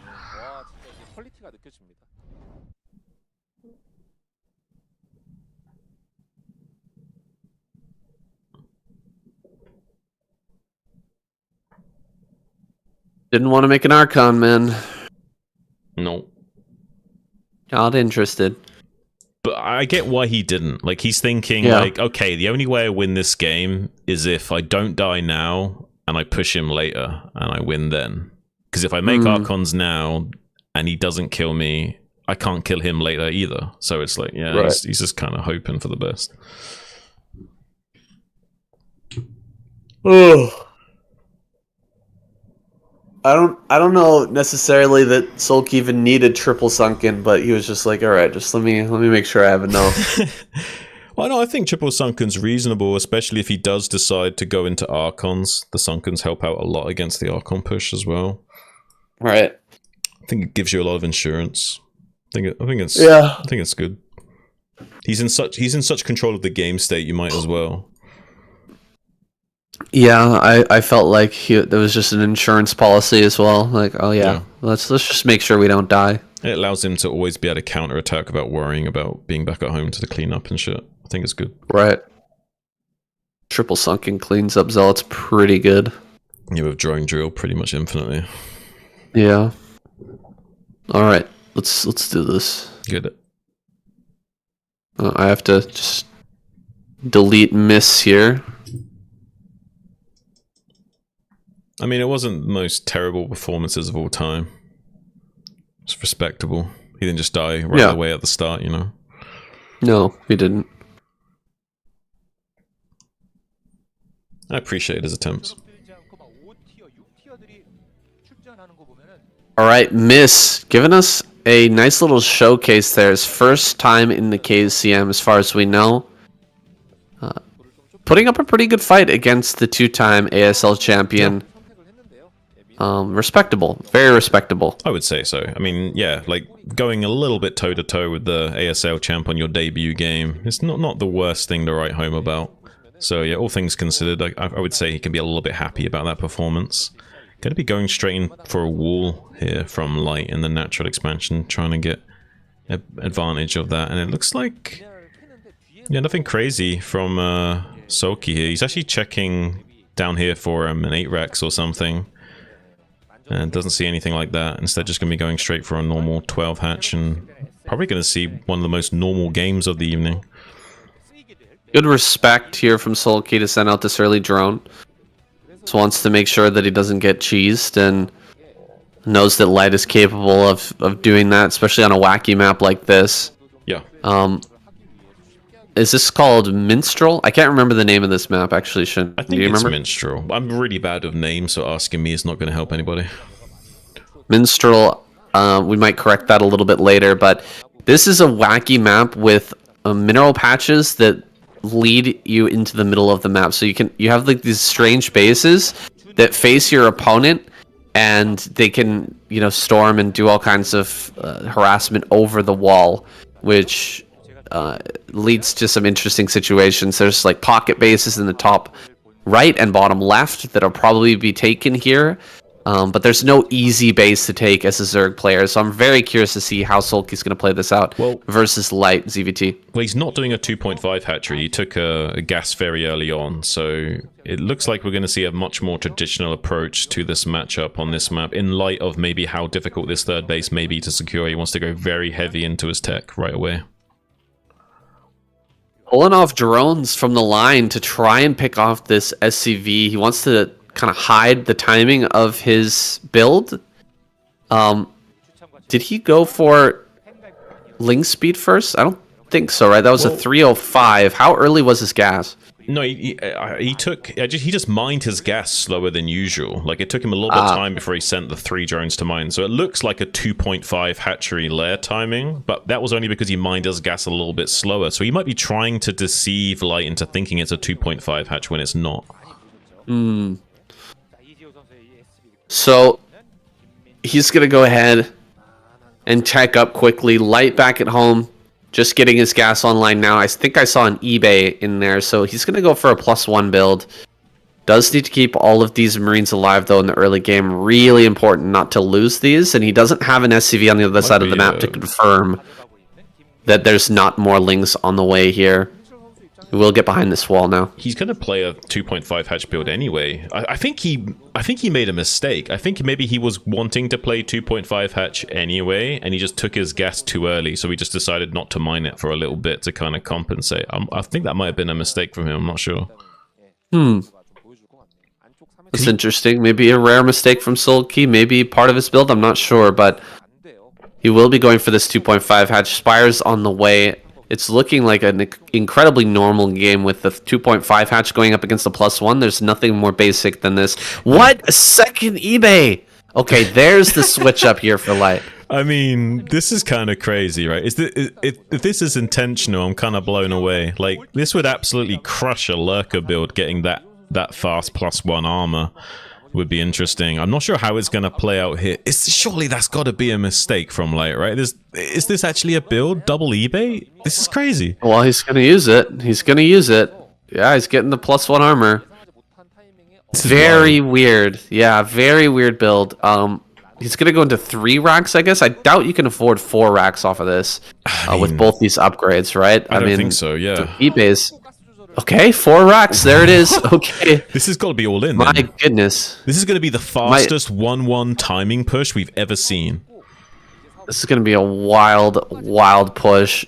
Sulky, he's the guy who's used to being able to control the Terran player out on the map with his Zergling and Mutalisk control, right? So maybe we're going to see... Oh, what? An Evolution Chamber back at home. He's going to start +1 armor? Are we going to see a crazy Zerg build? I mean, out of him? Wait, who doesn't see it? How close is that? Zerg timing. Yeah, this Evolution Chamber is definitely crazy Zerg timing. So this game could be so wild, saying. But to be fair, like, Light's build counters a crazy Zerg setup. Like, this is a sunken busting build. Like, having like a powerful spike of like 1-1. Like, that's the way you want to play against crazy Zerg. You want to just wait for your upgrades to finish, then just go right before they've got a critical mass of ultras. And if he's got that early of a 1-1 timing, he might just be able to bowl Sulky over, and Sulky might not even anticipate it, because there's no way he's anticipating a 1-1 push coming this early on, right? I don't know, man, because we're going to have such a late factory here. It's unlikely that he'll be starting +2 right away, and there won't be a timing for a tank push to break the natural. Yeah. So Sulky going to get in here, start to pick off some Marines. I'm really curious to see how these two builds will match up once Light hits the field with that 1-1. It's going to be a very scary timing, but I think if Sulky has enough Sunkens back at home, he's just barely might be able to hold it. I think Sulky's going to misread the situation and not make enough Sunkens back at home as well. I think he's going to think that he's got enough purely with Mutas alone. +1 weapons now finished, and +1 armor is going to shortly follow behind. I don't know how quick Sulky will notice. He might not actually click on a Marine to check for some time until the trades start acting funny, and he starts wondering, am I Mutas not shooting, or like, what's going on here? Like, eventually he's going to be wise to it. He does see the scan. He does scan and see there's no Sunkens right now, so he knows there's a timing that maybe he can just completely bowl Sulky over. He's trying to take the space in the bottom left, but yeah, the tech is going to be really slow for Light here, so he has to get something done of this 1-1, I imagine. But I don't think Sulky's going to be ready for it. Sulky's making Lings right now. He's getting ready to kill this early bio ball, but with that +1 armor coming online, I think the calculation's just going to be slightly off. You know, Sulky is so good at making that perfectly calculated mutilating stab to surround and kill the bio army, and I don't think he's going to be able to quite figure this out. Yeah, I think maybe he sees the extra eBay now. Does he actually see that? I'm not sure. Lings are out in force. There's one sunken that's coming up. He's gonna hit this from behind, try to pick off some Marines. Messes it up a little bit there. He should have gotten a couple of Marine kills, catching up to the bio ball like that, but he doesn't, and now it's all stacked up. Light is ready to come into this natural. There's only one sunken and a ton of Lings. Is Light gonna be able to break this? It's a scary moment here for Sulky. His overlords are in a position that is a little bit dangerous. He's going to start to lose a bunch of these. Sulky won't be able to produce anything during this attack. Here he comes, coming in from both sides. Sulky going to get the huge surround here on all of this. Great surround with so many Lings coming in. The Marines are fighting way better than they should with that +1 armor, helping out a huge amount, but he does clear it. Wow, Sulky clears everything. I think the only mistake there was Light didn't consider making like one fire bat or two just to help soak the potential mutiling from Sulky. He knows that that's Sulky's gimmick to clean up with mutiling. I would have expected him to make just one or two fire bats, but yeah, it looks like he just barely. He's actually going to win against the mutas right now, so, and he hasn't got many units back at home. And it's going to be a while before he can actually make Ultralisks and actually wait for them to hatch. So there's still a moment of weakness here for Sulky. Like he's got maybe like 10 or so mutas out on the field. There's still a window for Light to keep rallying units across the map and keep putting on some more pressure here. He is going to be transitioning into his own tech, but there's not a lot of Sunkens and not a lot of units coming out for Sulky right now. I think that Light can still maybe just barely make this work. There's the Ultralisk Cavern. I think we've got +1 armor done for these Lings. Let's see. +1 is done. Okay. He's actually going to get ahead. He's going to get ahead now. This is the big problem with the build that Light did is because he went double eBay, he got the +1/+1 early. A third eBay? What are we doing? Oh my God. Light, he's got to pay attention. He's got to notice that. Like, I mean, Light is on autopilot right now. We were talking about deja vu earlier. There's definitely glitches in the Matrix saying, because that shouldn't happen. That's for damn sure. Oh, there we go. Okay, he does cancel. Woo, slight return to normalcy there for a second. Sulky's still shucking around with these mutas, and he didn't replace the turrets on this production area, so his production line is completely exposed for Sulky to abuse whenever he tries to maneuver out as well. So Sulky's going to be able to buy a lot of time by being annoying here. And yeah, I don't think that Light's going to be in a great position to win this game with how slow the upgrades are. Light really had to win like right here, right now, and because he's not able to do so, Sulky's going to kind of run away with this game, both ahead in the upgrades and going to be sitting pretty on 3 gases.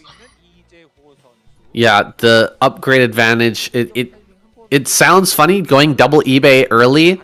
That would give you a later upgrade timing, but because the factory is so late, the +1/+1 comes in at great time, but the +2 cannot start until the science vessel or the science facility is done. Ling's coming in here trying to stab from behind. Marines or the Mutalisk gonna come in from the other side, stab in, try to pick off a couple of Marines. It doesn't go that well for Sulky. Waiting on another armor upgrade here. Once that +2 armor comes in, it's gonna be ahead of where Light is, although not by much. +2 attack for Light's probably going to finish up just moments after that, but if he hits a good timing here with an upgrade advantage, how are you going to stop Crazy Zerg when you're already behind in those upgrades? I mean, if anyone can do it, is Light. He's the kind of guy to like really skimp on his SCV production and just go all out units. So we kind of see this here. Like, he's adding on barracks. He's not even producing SCVs. He just want to end the game on a very low economy. He has 4 science vessels, a few control group of bio units, but now we see the Ultralisk out. Chitinous upgrade is already done. So a lot of armor on these Ultras, and because of the slow weapons timing on those Gauss rifles for those Terran Marines, they're not going to trade too effectively. Even getting that +1 finished up on the melee as well just now is so key. So Kaiser Blade's going to be 2 chomping these Marines down despite having that +1 armor upgrade. So everything kind of looking geared towards a Sulky victory here right now, but I wouldn't necessarily count Light out. He is a master at winning with this very low economy style. Yeah, Light has put together a really sizable force, significant fighting power here for Light. I haven't seen him throw down even a single irradiate just yet on these mutas. He's saving it for the... Okay, there we go. He does throw one down. Good pull. Another great pull here. Soul Key having his Mutalisk already spread. Doesn't take very much damage from that, and he just removed a bunch of the energy from these vessels. Yeah. I was thinking maybe he was going to try and bust Soul Key with like 4 D-Matrix on Marines. Right. But looks like that's maybe not going to be the case. No, he is thinking about adding in a little bit of Firebats, though. Nice little snipe from Soulkey, picking off that one Firebat on the eastern flank. If there was a few Firebats with this army, it would make the Ultraling just that little bit weaker. But so far, it's just pure Marines and a lot of Ultralists being banked. And Soulkey being quite wise with his Ling flanks as well, being annoying as possible, slowing down the advance of Light as much as he can. He knows every second that ticks past, there's a little bit more favor towards Soulkey. Like, he will win the long game here for sure, as long as the game state doesn't get too much upset. And so far, though, looks like Light is going to be just pushing right down the center of the map. And he might get some of these science vessels picked, though. A few irradiates going off on all these Ultralists before the fight can even happen. So that is a pretty big win for Light, getting all those irradiates off. There's not a lot of Scourge to kill the remainder. He just kind of ate the Scourge and just went for the deep irradiates. And now he's going to be just stim pushing with A-move Marines right before the second armor plating is finished up on these Ultralists. He might just barely have enough critical mass to do this. He needs to target fire down individual Ultralists, though. The rest are softened up from those earlier irradiates. But now the Irradiate acting a double-edged sword, helping splash damage some of this Bioforce down. Beautiful block with those medics on the south, though, preventing any kind of surface area for Soulkey. It looks like Light's done it with his pitiful low economy style, just able to somehow outmaneuver Soulkey in the last few critical moments of the game here, Sam. Wow, Light busts down the front door. A bit of a sloppy defense there from Soulkey. He was banking on that final Carapace upgrade, finishing that +2 armor, finishing to take that fight, but he waited a little bit too long. Maybe bringing everything together and taking the fight in the middle of the map would have been better, but he comes in haphazard with his Ultras, not fighting with them all at the same time. Lings were coming in at a kind of a weird timing as well. The Irradiates did a huge amount of damage before the fight. Dude, everything kind of went wrong there for Soulkey at the end, but it was a beautiful game to behold. Like, so many different weird creative things going on in that game. Really, really awesome to see a match between these two. And finally, Terran getting a victory here over Zerg. It's going to be a fight to the finish. Mini is still left in the Protoss, a wild card there. He might take out a couple of players and stack the deck a little bit. You know, if he picks off a couple of Zergs or something like that, might give Terran a leg up. We're just hoping that Zerg comes in first, Terran comes in second, so we can get that even, or that tiebreaker match. Can't wait to see it as the poppers go off. Finally, one player's been eliminated from each squad. We're going to jump into our next game, Light versus Mini. It's coming right up. Nice. I'm going to take a little piss break, my dude. Okay. I knew we shouldn't be counting Light out. I could smell it in the air. I could just smell it. Yeah. All right, I'm going to be right back. All right.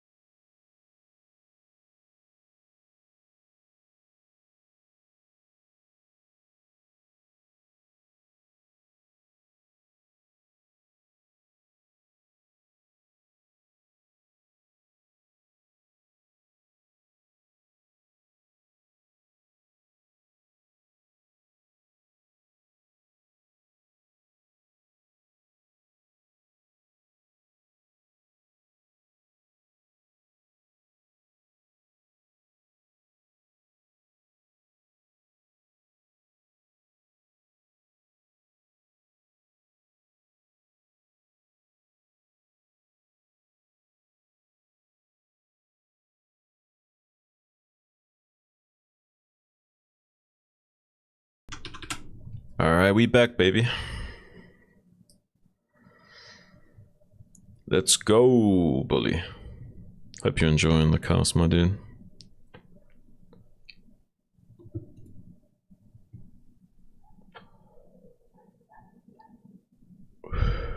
We're just having a little toot between games.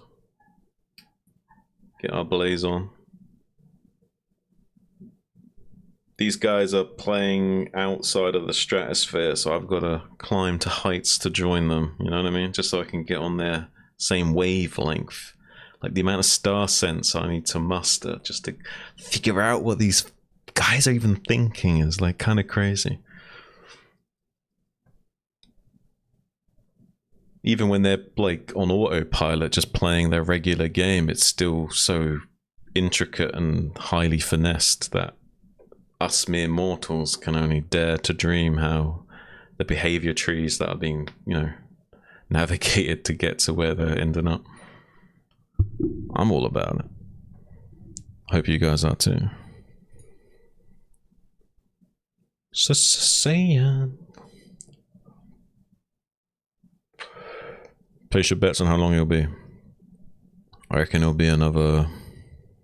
Not long at all. I reckon it'll be like... sub a minute. It'll be like 45 seconds.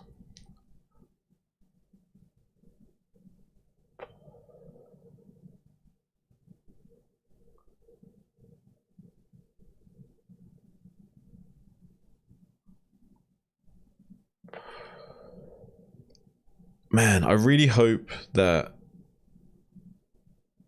Wait, I think we want Zerg to win and... Yeah, we're on track. We want Zerg to win, Terran to come second. Then we'll maybe have an ace match, because they'll be tied for points. And like, I'm loving this lineup, man. Sulky, Hero, Jadon. Like, I'm all about it. Like... And you can trade Jadong out for someone and I'm still happy. You can trade Jadong out for action, I'll still be happy. Jadong out for Queen, I'll probably still be happy. This Queen's not been impressing me too much, but it's okay. Effort as well, I'd like to see. Sulky Hero Effort, I'd love to see that lineup.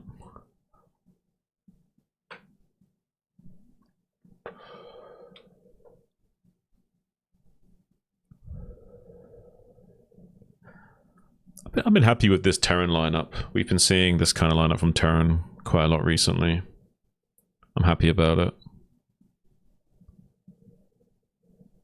I think you've got enough balance from those players to kind of give them a pretty strong shot at winning any week. Barracks is a very strong TVZ specialist. Light is light. Doesn't really take any explanation. We just saw why light is light. Sharp, he's very talented, high brain player, very strong at abusing pros players with vultures and whatnot. Yeah, I would say overall maybe their versus pros is a little bit lackluster, but pros hasn't really been showing up with their A game. If we were seeing like Bisu Snow Mini and they were playing their A game, then you couldn't get away with this as Terran.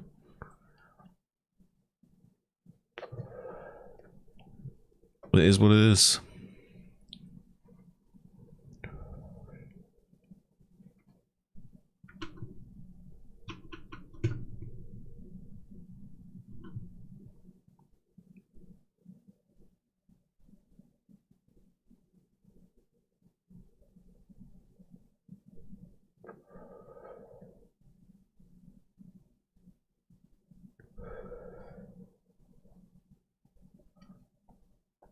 What time are we at?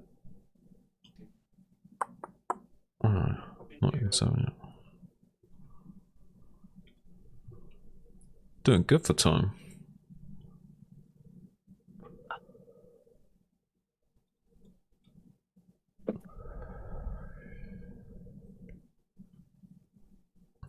You back, say? Yo. Got some Nice. tea here. What kind of tea you got? I think it's called like raspberry or something like that. Hmm. Herbal. Got some herbal. Herbal tea. Nice, man. like herbal tea, although I like adding some, something to it. Some spores. Bunch of my some spores. Yeah. My friends around here are all bee guys. Like they do bee stuff. So Oh, really? So I you got, mead got or some. shit?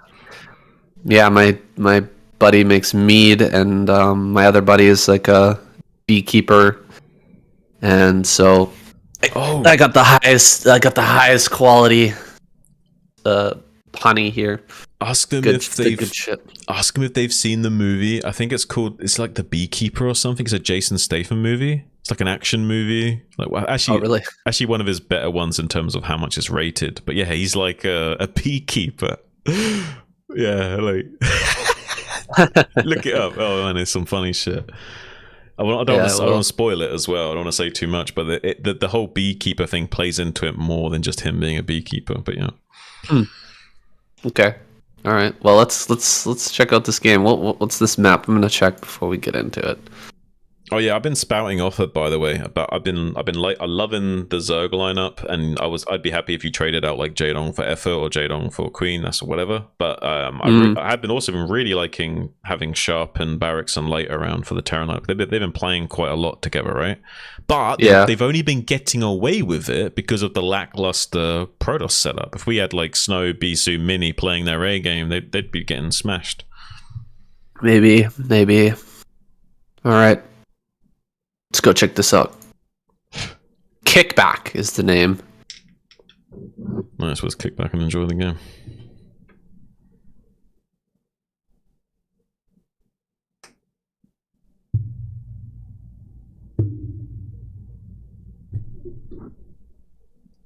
어쨌든 저는 뭐 이렇게 All right, with Soul Key eliminated, we've only got two Zerg, two Terran, and one Protoss remaining. Mini is that final Protoss holding the line for Ire here on the Kickback. It's cross map, crazy map, very familiar or similar to Gladiator. We've got that big open natural, right? That huge opening to your main base.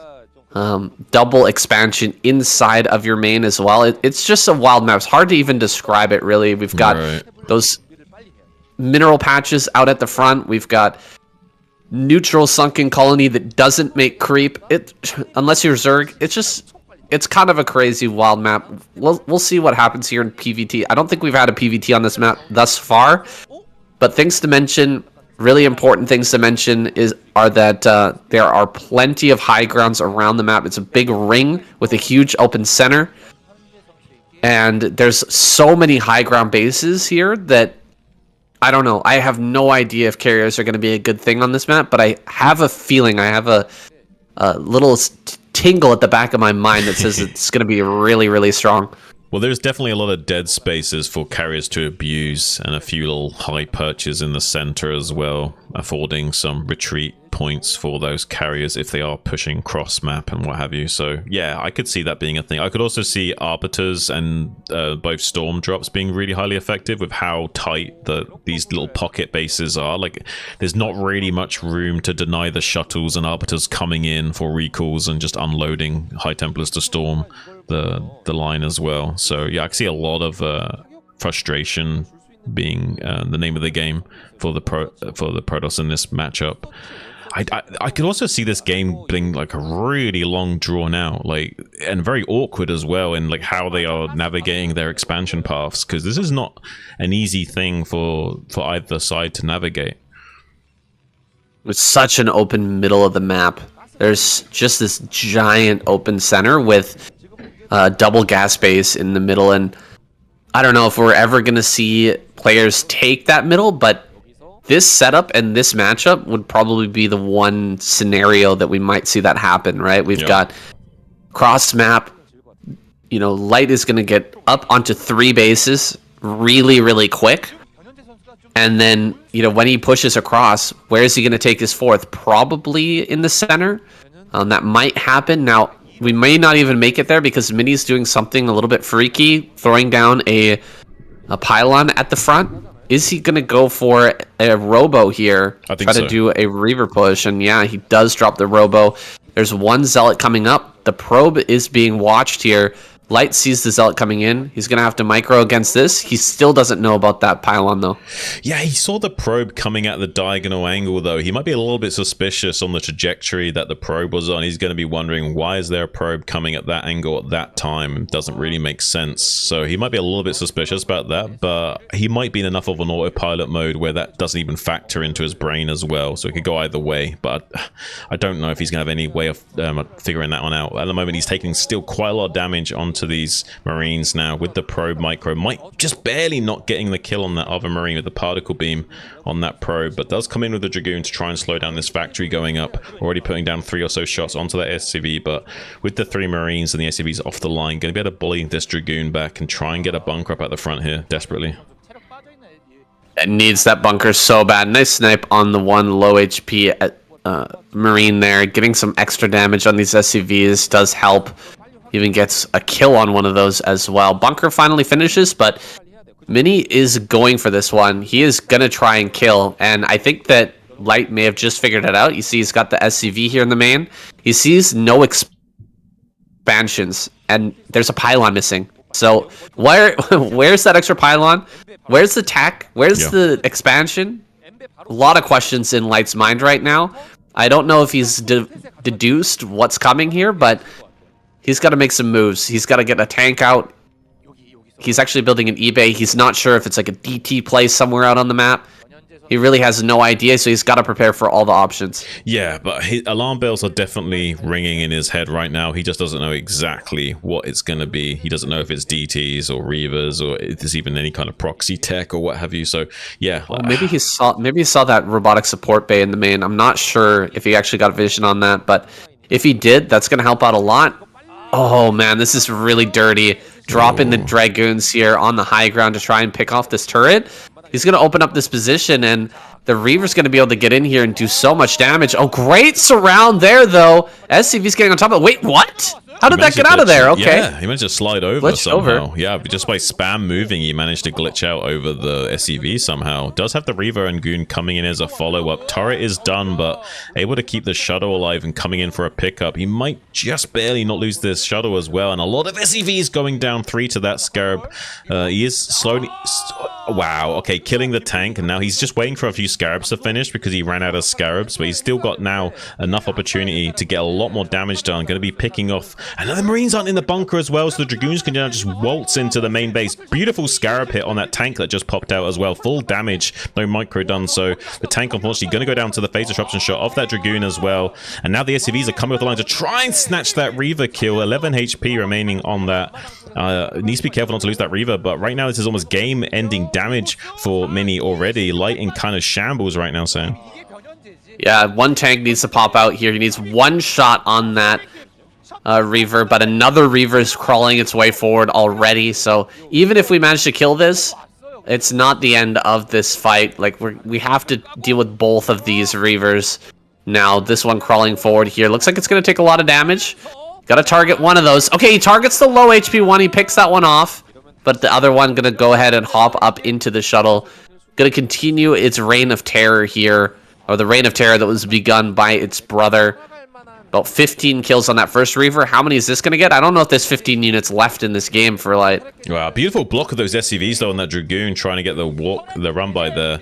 So something for Light here. Does get another shot off on that Reaver as well. He's softening up the attack of Mini a little bit, but he's already taken pretty critical damage. The Reaver's on just a little bit of HP, 11 HP, and does get the snipe with the arc light cannon on that tank out of siege mode as well. But there's another Reaver at the front door. He's trying to siege up to try and help deal with this Reaver, but it's Dragoon shooting from the back. And now the Scarab shot from the front. It kills the Marines just before they can get into the bunker as well. But everything going right for Mini right now, and the damage is still being done. Reaver now going to come into the natural expansion and put some pressure onto those SCVs there. Marines unloading from the bunker to try and deal with this, but this Reaver has a lot of hit points and shields, so won't be enough to deal with this alone. Needs to get this tank up here to help this, but there's already a Dragoon on top of that tank.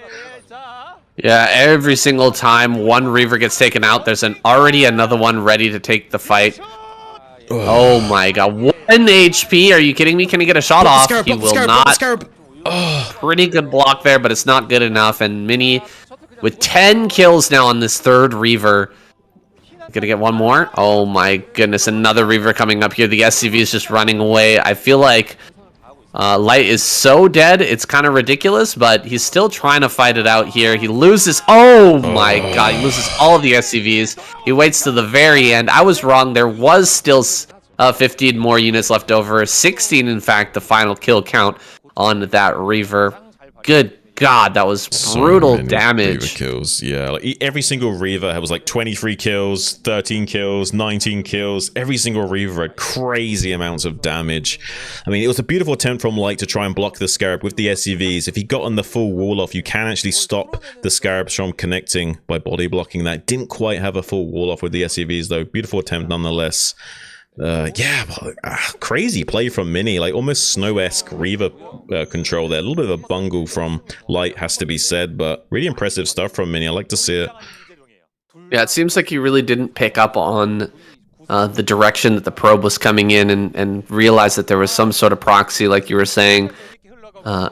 Not finding out about that. I mean, he almost got the turrets up in time, right? Even with the Dragoons coming in and trying to annoy that, but the turret wasn't close enough to the wall to prevent him from really getting in there. And dude, what a crazy game. We get another popper here as well. I'm not sure what's going on with that one. Well, poppers instead of clappers, I guess. I guess now there's no chance of getting an all kill. Is that right? Maybe that's where the all kill prize is going up. Well, they've just realized that they don't want to put their microphones down, so they want to be able to, like, you know, pop and hold the microphone at the same time. I don't know, maybe some min-maxing of the casting there. All right, we're going to jump into our next one.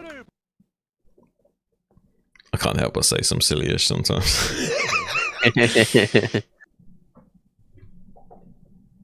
All right, keep it going. Yeah, go for it. Oh, I gotta get rid of this.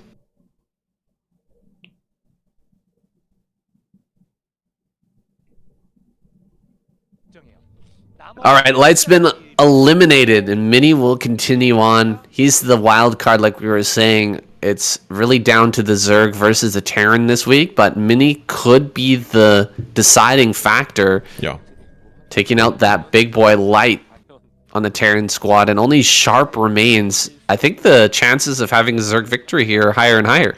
Yeah, I think so. I mean, I'm not sure how confident Mini's feeling. He's such an emotional player that you never know what you're going to get. He is very adept at this matchup, PvZ especially, but he's very hit and miss with it. So you never know quite what you're going to see from him, but hopefully the performances he's had just a moment ago will be enough wind in his sails to kind of give him, you know, the winning edge that he needs against someone of Hero's caliber. But I would really like to see a Zerg victory here. I apologize, guys. I do not remember this map's name. Usually we check right as the match is loading up, but it's a fresh map pool this season, and I haven't gotten used to it just yet.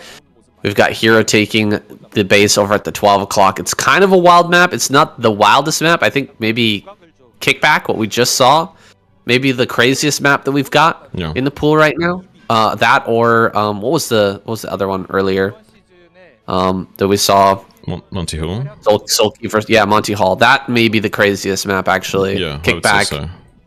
Yeah, more of a slightly more standard. I mean, we're going to have some crazy games there, but not quite as wild as Monty Hall. Anyway, this has got a bunch of high grounds around the... 4 high grounds around the middle of the map that have 4 ramps to each of them, and then we've got these...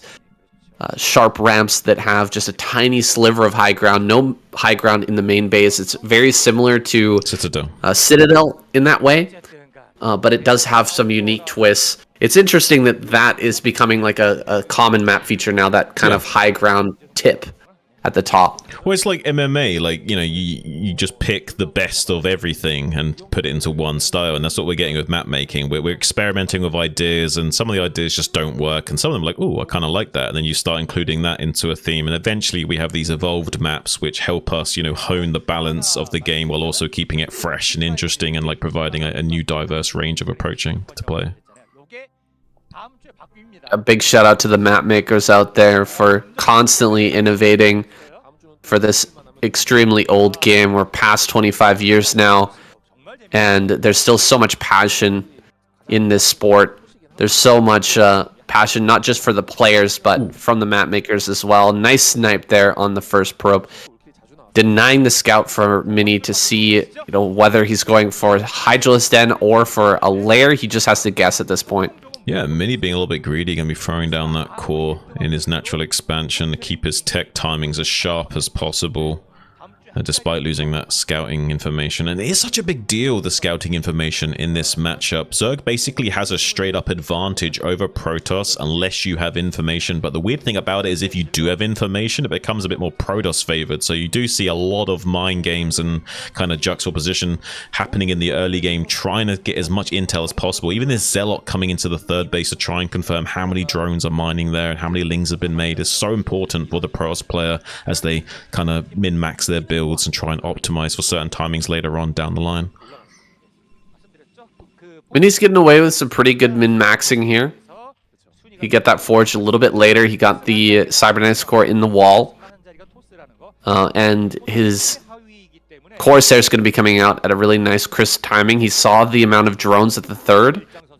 And so he should be relatively confident that there's not a Hydralisk bus coming. And even if it is coming across the map, the distance here is going to give him a little bit of extra time to throw down additional cannons if he spots this with the first Corsair, and that's not going to be the case. So basically, he's just fine. He's in a good spot. He's going to be able to start adding on gateways here soon. He doesn't need to worry about adding a bunch of cannons. He might throw down a second cannon just so that he can move out and pressure with these zealots, but he seems pretty content to just sit here and tack up at the moment. Yeah. I was curious if we were going to see any crazy tech out of Mini. Sometimes you can do a style where you go very quickly into Citadel and you don't even make that many gateways. You just make a very fast speed lot timing with just 2 or 3 gateways. And I was wondering if we were going to see any kind of like weird, like low army count but very fast tech plays out of Mini, but it does seem like he's playing very middle ground, like very mid-range, and he's going very sharp into his tech, but it doesn't look like he's like making any crazy risks or anything. I feel like we might see a very standard game out of both players here. One thing that Mini does more than any other Protoss player that I watch is go for large amounts of DTs in the mid game and try to bully the Zerg player, especially before they have Overlord speed. I'm not sure if we're going to see that this game, but he went for a pretty quick Citadel, and he hasn't added on those extra gateways for the additional Zealot production, so there's a chance we might see that this game. Ooh, great ankle-breaking technique here from Mini, keeping that Corsair alive and staying away from those Scourge for now. He is in a bit of trouble. As it stands, he might end up getting surrounded. Okay, he actually makes the perfect corner there, and I think he will get away. Maybe take one hit from one of these Scourge, but he should be able to make it back home. I think Mini was representing the fact that he might have done the build we were talking about earlier. He actually, did he lose it? He messed up. He turned it. All right, Zealot's coming in now, and there are a bunch of mutas to deal with this. It's barely going to get any damage whatsoever. Mini's kind of flopping around right now and hardly doing anything to Hero, who's just powering up like crazy on this 3 base. Yeah, this is looking a little bit rough now. I mean, especially after losing the air control for like losing that first Corsair, it's going to be a little bit rough. The problem for the Protoss player is not so much that he lose the Corsair, it's that he can't really move out with the Corsairs until he has 6. So he has no scouting information. He doesn't know how many mutas lists are being made. He doesn't know like anything right now. So it kind of puts him in the dark, and he's going to have to hedge his bets, make cannons in his main and natural mineral lines. He doesn't know if it's a straight up Ogre Zerg, for example. So he's really unprepared for what Hero could do for him. And the Hero, inversely, can kind of do whatever he wants. Either make mass amounts of Hydralisks, which he's already setting up to do, getting that 6th hatchery. But he also could just go straight up Ogre Zerg here. He has got 3 gases mining away, so he could make a lot of Mutalisks and a lot of Scourge and just try and bowl Mini over. Yeah, knowing that Mini has to stay home right now, he does not have a force to move out with. He doesn't have any Zealots to work with. It means that Hero can make a kind of crazy amount of drones. He could just purely produce drones up to about 45 and then transition into a massive 6-hatch Hydra play. He's adding on a bunch of creep colonies, Is this because he's going to go Ogre Zerg? I feel like that might be the case, right? So. You don't add this many Sunkens if you're going to just build Hydra. Right, I think so. And with the 3 gas, it does really seem to indicate that. Nothing else really makes sense right now. He wants to dump his gas in somewhere, and going into 6 hatchery makes me think that he wants to dump it first into Muta Scourge and then into Mass Hydra. And with the Sunkens back at home, he can keep these Mutas a little bit more aggressive and keep his options open. Tries to get the surround on some of those Corsairs here, but he has got an attack vector with the Scourge on the southern threshold. Might be able to cut off the retreat of these Corsairs and just come and swing into the main base maybe with the Mutas while the Scourge zone out the Corsairs to the north. And there's only one cannon finish over there, so the probes will have to evacuate to the natural expansion at the very least. He did make an Archon earlier in the natural expansion, but the probes are currently glitched out on the buildings. He might get some of those probe kills for free if he's paying attention. Meanwhile, the Zealot counterattack is unsuccessful due to the Sim City, so far this is going really Hero's way here, Sam. Yeah, Hero did a great job chasing those Corsairs, but Mini, conversely, I mean, he managed to pull away a few of those Scourge, make him chase with the Scourge, and then allow the other Corsairs to start to fight and actually kill those off. The Nexus is so low, but he has to pull back. There's way too many Mutas, or there's way too many Corsairs here. They will just ravage the Mutas. He's gonna try and fight this, but he's allowing his Mutas to stack up. That's 10 Mutas, and they're all taking a huge amount of damage. 82 health on that, though. Like, why not leave one Muta just to hit that or something? For a second, crazy. I thought he was doing that intentionally to bait the Corsairs into engaging the Mutas because he wanted to trade with the Corsairs. I don't know, though. That makes no sense. Like, he definitely could have killed that. Like, this is very strange. Like, it's almost like he wants the Nexus to still be alive so we can come back into the main base again now. I don't know. Well, he's going to hit right now. We've got one Storm. It's going to be thrown down on some of these Scourge. Great connections with the Scourge. So many Corsairs just went down.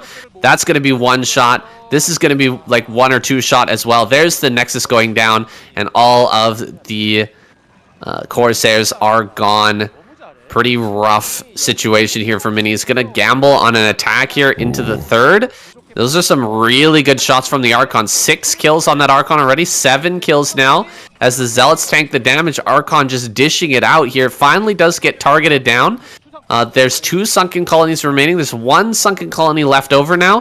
Mutas are heading back home after dealing all the damage that they wanted in the main base of the Protoss. They're going to come back here to try and save.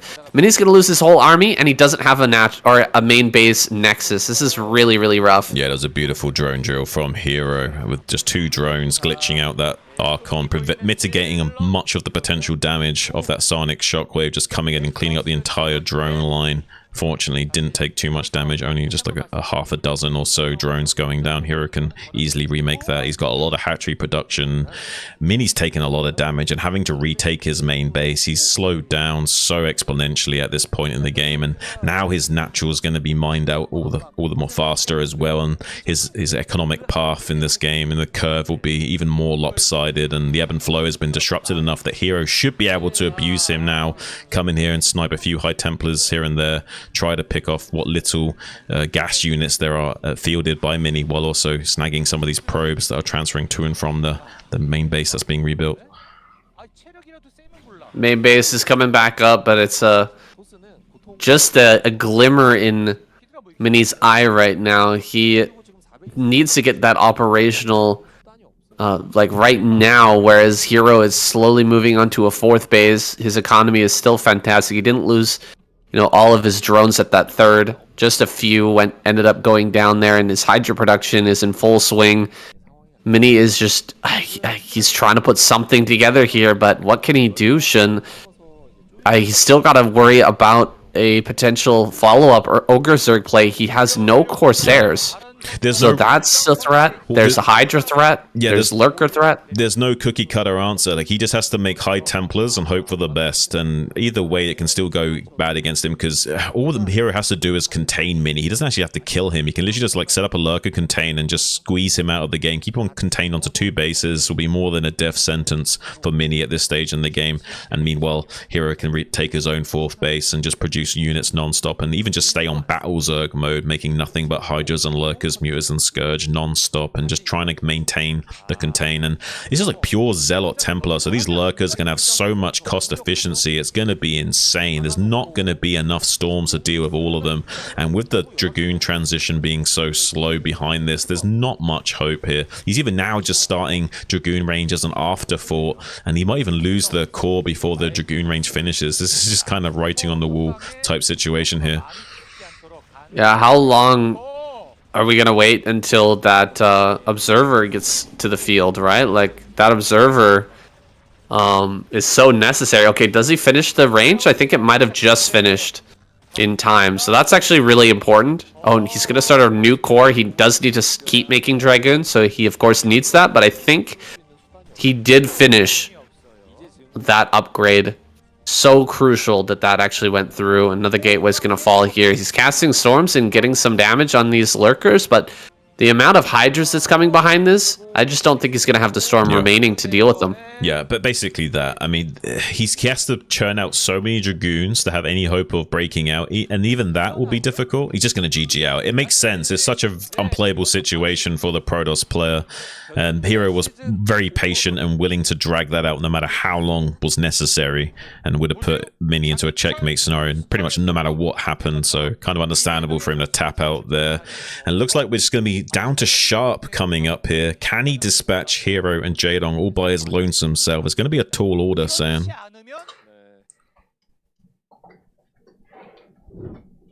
All right.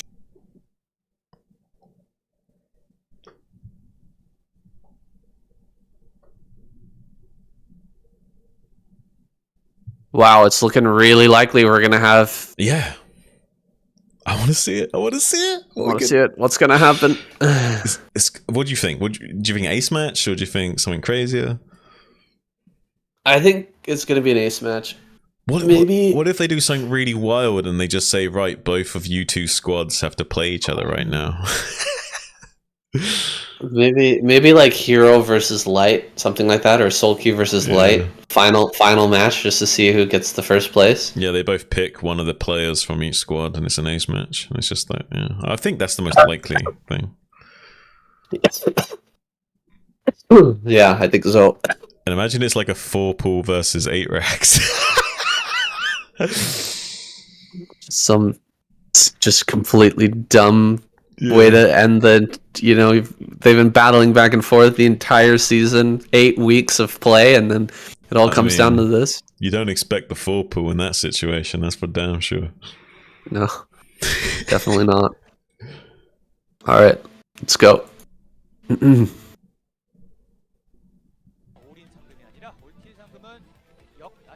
Okay, with Mini being eliminated, Protoss is off the roster. And it's all down to this. Sharp, the last Terran player left alive. No. Can he clutch it out? Or will we see what we've been hoping for here, Shun, which is a tiebreaker match?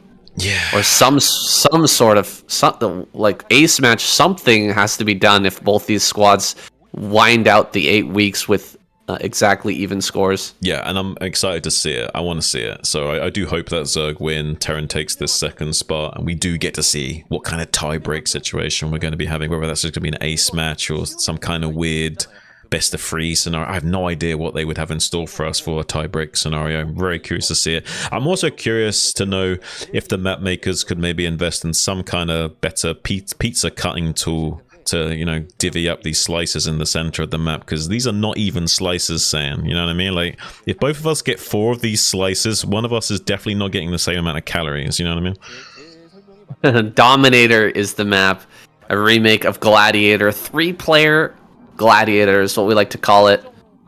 And yes, the slices, the pizza slices, are not quite as symmetrical as that Gladiator map. They had to make some changes in order to finagle this into a 3-player situation that actually makes sense. So definitely some corners were cut, and thus the 3-player Gladiator was born.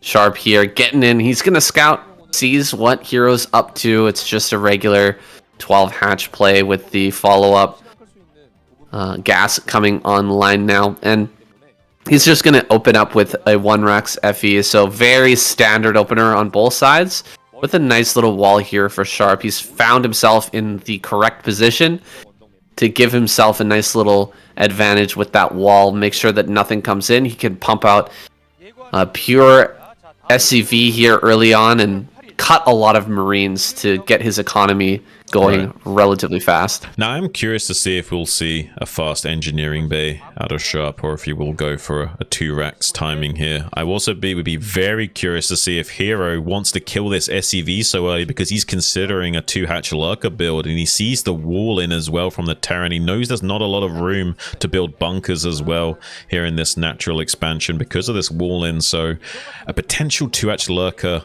could be effective here, but it's also not really a strong choice against pro gamers, unfortunately. Like, it's just so easy to micro back against those lurkers with the Marines, and if you do open up something like a 2 racks academy, it can just absolutely dominate those lurker openings, so we probably won't be seeing something like that out of Hero, but I would be excited to see something crazy. It would be fun to see, but Sharp does open up. There's your answer. He opens with the eBay in his main. He will be going early +1, and slowly incrementing out these Marines until he switches things up into either 3 or 4 racks production and gets a bit of a later tech going for himself. I doubt we'll see double eBay here once again. That's like a once in a blue moon build. Yeah, I think so. Light put together, I guess, kind of last minute, maybe just to try it out or something. I'm not sure where he was or where he got that from, but it's just not a standard way to play, and I doubt we'll see Sharp utilize that. Would be pretty funny though if he did pull it out, right? Like if Light's over there coaching him, talking in his ear, telling him how to do it. I mean, it'd be really funny if it like becomes like a meme build that Terran players start throwing out to catch Zerg players off guard. Like, haha, I've got 1-1 at a weird timing. Now what? Like, yeah, it'd be kind of interesting to see as like a bit of a meme way of playing Terran. Does have a lot of strengths in the mid game that has a power spike, and he did win the game with it eventually after securing a foothold in the game, despite having a bit of an upgrade disadvantage in the later stages. So yeah, maybe there's a little bit of credit to a build of that caliber. I don't know if it's something you want to do all the time. It's a little bit of a gimmicky build. It's something you want to pull out, like, you know, 1 in 4, 1 in 5 games to kind of like finagle like a cheeky win out of the Zerg and kind of like, you know, keep him guessing what you could be doing. It's going to be a 4 racks follow-up here for Sharp with Hero not going for 2.5 hatch. He actually went for a 3rd hatch over at bottom right, which is the entrance to the other main base. So he's taken another natural. I like it. A little bit of an interesting choice there, right? It does allow you, or it gives you the opportunity to grab a free 4th, but it's a bit tough to hold on to that location. It's very far away from the Zerg natural, and it's, you know, equidistant here from the Terran natural, so it might be a little bit harder to defend, but if Hero can make it happen, then he's going to be in a pretty good position. It's just, will Sharp be able to break through him with this big timing, the +1 timing that's just about to finish up here? Well, I love that Sharp's taking this state of the game seriously, because he knows it's a bit of a tough situation to hold this. It's very easy for the muters to kind of abuse the Terran at certain angles, so he has built a bunker to protect these 2 depots up at the top, so he can just kind of commit all of his Marines to this production line for the time being. So he's very safe right now, despite taking a bit of damage from Hero's exceptional muter control, and he's still going, and Hero is one of the best in the business at controlling his muters while he's macroing. He's not necessarily the best at controlling the muters, but he's very good at hitting all his strides back at home while he's controlling the muters, which is what makes him such a scary player. Wow, going after the engineering bay here. It isn't actually researching, so you can just lift it and float it back. The repair is going to come through. Marines are heading out on the map. +1 is done. Range and Stim should be there as well. Let's see if he can take this fight, or will Hero bring forward enough Lings to crush this attack? He's actually built quite a few, and he has that 3rd gas online. He's not really saturating that just yet. He's building tons of Lings and bringing the Mutalisks to the front. I think he's going to want to try and crush this first move out. It really does seem like he's producing a lot of units, although he did start 2 Sunkens back at home in his natural. Hasn't completed those yet, but maybe he wants to do more of a passive play than what I'm thinking. Well, I think he's kind of hedging his bets because he didn't know that Sharp was going to be this patient with his bow. He did rejoin his forces a lot, and now Hero's just going to backstab into the main base with the Mutas while making the Sunkens back at home. Sharp is kind of calling the bluff, though. He's just committing his forces out onto the map, seeing if he can find a timing against these Sunkens. There might not be enough finished up. He's got 2 done with 2 on the way and a creep Conley in the back line as well. So it will be a total of 5 Sunkens eventually, but for the time being, only a few of them have finished up. So there might be a timing for him to just run in right here, right now. 4 of them just barely finishing up in time, and there is 4 medics available to Sharp, but with the drones coming with the line, the 5th Sunken Fish, I don't think he's going to find any kind of penetration there in the natural expansion, and meanwhile is taking a lot of damage into the main base. He could run around to the right hand side and just like pick off the gas and ignore this Sunkens, but he's trying to commit to them to finish these last 2 off, and a few Lings going to be coming out of the hatchery to help push back these Marines and prevent any critical damage being done to Hero, inversely having accomplished quite a lot of SCV kills and harassment of his own with his Mutas. I'm not so sure. I get that the supply is very similar, but look, all the drones were killed at the natural for Hero. Well, how many drones did he lose? I thought he transferred some of them. No, I don't think he has any left at this point. Like, he's mining just barely off of the gas, and he's only got about 2 or 3 drones over at the third base as well. I thought he transferred some of them away. I think he was actually fighting with a lot of them. That was a really close hold. The sunken colony at the back line, there was like a second line, that sunken colony right there, the one that hasn't been damaged at all, that was not firing for most of that fight. Right. So the positioning there really hurting Hero. He was throwing them down, of course, in a panic, trying to get them up as quickly as possible, but that positioning really made it a close hold against Sharp's Marines that almost broke through. If those Lings hadn't popped out at the very last second, he probably would have killed those last 2 Sunkens.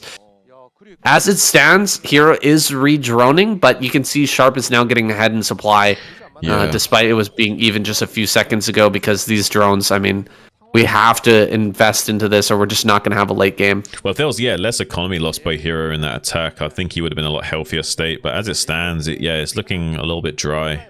He can't really spend or utilize his gas. That might still be okay for him later on, as long as he doesn't just straight up die. He will be able to eventually spend all that gas and be in an okay game state, but it does look like he missed out on an opportunity to be in a pretty sizable lead, having to commit that many drones to the defense. I thought he sent half to defend and half transferred to the main, but losing that many does put him in a bit of a daunting situation, a bit of an uphill battle. Now, Sharp isn't necessarily the best in late-game TVZ as well, so I kind of feel like Sharp has to leverage his advantage right here, right now, and push for more of an advantage rather than playing passively. Yeah, absolutely. He needs to get out here, and he's doing just that, pushing forward. There's nothing over at this third base, so forcing drones that are just now being made to replenish the drones that were lost into making sunken colonies is a great way to continue to leverage that advantage. Looks like 2 or 3 sunken colonies going to be built over there by Hero as he tries to transition into a hive, try to get some lurkers out on the field. He doesn't have any out here just yet, but he's doing a pretty decent job with the mutas that he still has at the moment, picking off a few Marines here and there, abusing the map features right now, forcing these Marines to run around this one little cliff is actually harming Sharp pretty significantly. Yeah, I mean, all good battle commanders need to abuse the geography as much as possible, saying, and Hero's doing a very great job of that, kind of abusing Sharp left and right. Someone like Light might be able to be a bit more switched on in how he's controlling his bar units, but someone like Sharp is a little bit more susceptible to the kind of tricks of someone like Hero, so we see him getting a tiny bit outmaneuvered in those engagements out on the map, but still holding his own. 20 supply ahead of Hero right now. Defiler Mound on the way and about to finish up. We do have a stacking of 2 lurkers underneath this hatchery. It's still a breakable position, to be honest. Only 2 lurkers and 3 Sunkens. It's not invincible, but I think eventually he will stabilize and we will see a more normal game. Maybe Sharp will have to invest into some dropships or something to try and catch Hero off guard here. First couple of irradiates are ready. The hive is done, so we should have a Nidus coming up in just a second. If it's late, though, with two irradiates, that kills 2 of these 3 lurkers. There's only be 1 lurker and 2 sunken colonies available. I think he just started the Nidus. This is late. He's very late on this. And another Irradiate comes down. There's just going to be one Lurker here in a moment. He pulls the trigger. He's going to just run in right now, target this down as quickly as he can. The Mutas are going to come in from behind. Ooh. There is still one sunken, but I think Sharp's done it. He's breaking all the way through, a little bit late on this Nidus, and Hero's going to pay the price. Wow, I mean, he's not target firing down the drones just yet, but now he does. He starts to push the issue. There is 6 Mutas left, trying to help desperately clean up some of these rings. 2 Lings hatching, some Lurkers in retreat from the rear actually coming into support as well, and one of the Science Vessels going down. There's another counterattack at the natural expansion from Sharp as well, but he's not finding anything eventful there. And Hero somehow like just dancing with death right now, and he's saying not today, Saiyan, and he's doing a great job of just like kind of like thwarting the efforts of Sharp, but he's still only 50s applied to 90, so if he can catch some of these Lurkers while they're out of position, maybe something can be done. He is getting a few of these Lurkers here and there, but there's still just barely enough remaining in reserve for Hero to hold on, and instead we're going to be seeing a third base being taken by the Terran player, and the game's going to continue. My goodness, I can't believe Hero held on to that. 1 Lurker, 2 sunken colonies, and a Dream just barely managed to survive that attack. And Sharp now, I mean, he's in a bit of a limbo here. He's not really sure what to do. He's going to load up some dropships, try to get in on one of these spaces, but where do you drop right now? There's not a lot of space. Maybe in the main, but there's Scourge already prepared, possibly here into the third, but... Yep. You know, there's Lurkers already prepared. You can drop in there all you want, but we're going to have Dark Swarm in just a second as well. I guess dropping into the 4th just to make sure that that doesn't get taken too quickly while he macros up. I don't know. What do you think, Shin? Where's he going to go with these drops? Yeah, I think you kind of have to like pressure the 4th base potential with the drops while taking your own 4th base. There's no way you're going to find damage against the Zerg player, probably with these drops, unless you're just trying to deny the 4th base going up. So I think that's the most optimal play. Keep a very tiny auxiliary force containing the Zerg natural while we drop the main base here on this 3 o'clock position and taking our own 4th base at 9. I think this is an absolute stellar play from Sharp, and I think it's one of the best plays possible. Is there an opportunity to switch into mech here for Sharp? Do you think that's a possibility? He loves to make he likes to make vultures. Yeah. In this matchup. I mean, he's gonna go after the Nidus Canal. Ooh. Oh my god, he's gonna get the Nidus. He does pick that off. He eats a huge plague, but I mean that's totally worth. Maybe he can bust through here now. I mean, just the fact that he got that Nidus, there's a window now where it's going to take a long time to build that Nidus and connect it again. He's going to try and get some units into the match room. Not only beautiful connections by Hero, though, with those Scourge taking 2 of those dropships out. He is still in the position to kill this Hydralisk den and be annoying at the very least, while also now trying to come into the natural expansion. There's only 1 Lurker underneath the Overlord, I think. So if he gets this Irradiate on the Defiler, there's the potential for him to come into natural expansion and start laying siege to the Zerg player and frustrating Hero. He's only just now stabilizing on the right hand side, is going to be catching this dropship on the exit, but now we see Sharp maybe gearing up to lay siege to the north base, or at the very least keep Hero guessing where he needs to invest. Oh, he just barely saves the 100 with 3 HP. 3 HP. Wow. All right, he keeps that alive, and Sharp has been denied. He's lost a lot of his map control now, but I don't think Hero's in any position to move out and do anything with it. I killed it. Oh, wait, did he kill that? Yeah. He killed it from the low ground? Yeah, he ran down. Okay, Sharp came up. Finish it off. This game's wild. This is a wild game, man. We've got lots of red flowing around the map right now. 151 supply for Sharp. He is gearing up into just a huge late game SK Terran style. No factories on the ground right now for a mech transition. He's not even going to be making those vultures, which are kind of his signature, right? Yeah. Sharp is known for the vulture play. He often pulls it out in delicate situations versus Zerg players in the late game, but in this case, he's just going to rely heavily on his Marine Medic. Now, Hero is super strong with the way he uses his Defilers. He's scary with that unit, and he should, you know, as time goes on, find more and more ways to get value out of those Defilers and eventually whittle down Sharp. But if the edge is too big. Sharp will just overwhelm despite, perfect control out of those units. Yeah, and we might see, additional starports being made for either more vessel production or maybe even battle cruisers here as well to start putting pressure onto some of these gas bases of Hero. Hero desperately trying to get a foothold on these prongs, these pizza slices, to kind of keep the Terran as far back from his economic line as possible, so he's not at risk of dying any moment. But right now, I don't think there's a Defiler in position to Dark Swarm because he's hiding on the other side. So he's pretty much getting every single Defiler that pops out on the right hand side. He doesn't even get a Plague or a Dark Swarm down. So he might try and come in here into this natural expansion, or at least force more Defilers out of their hiding spot, so he can keep irradiating the Defilers over and over and over again, and finding his moment to finally strike and punish Hero here while he's expanding non-stop. He's also taking 6 o'clock now. Beautiful Plague though on that whole stack of vessels. Great Plagues coming out here. Dark Swarm's going to hold back the Terran player for now.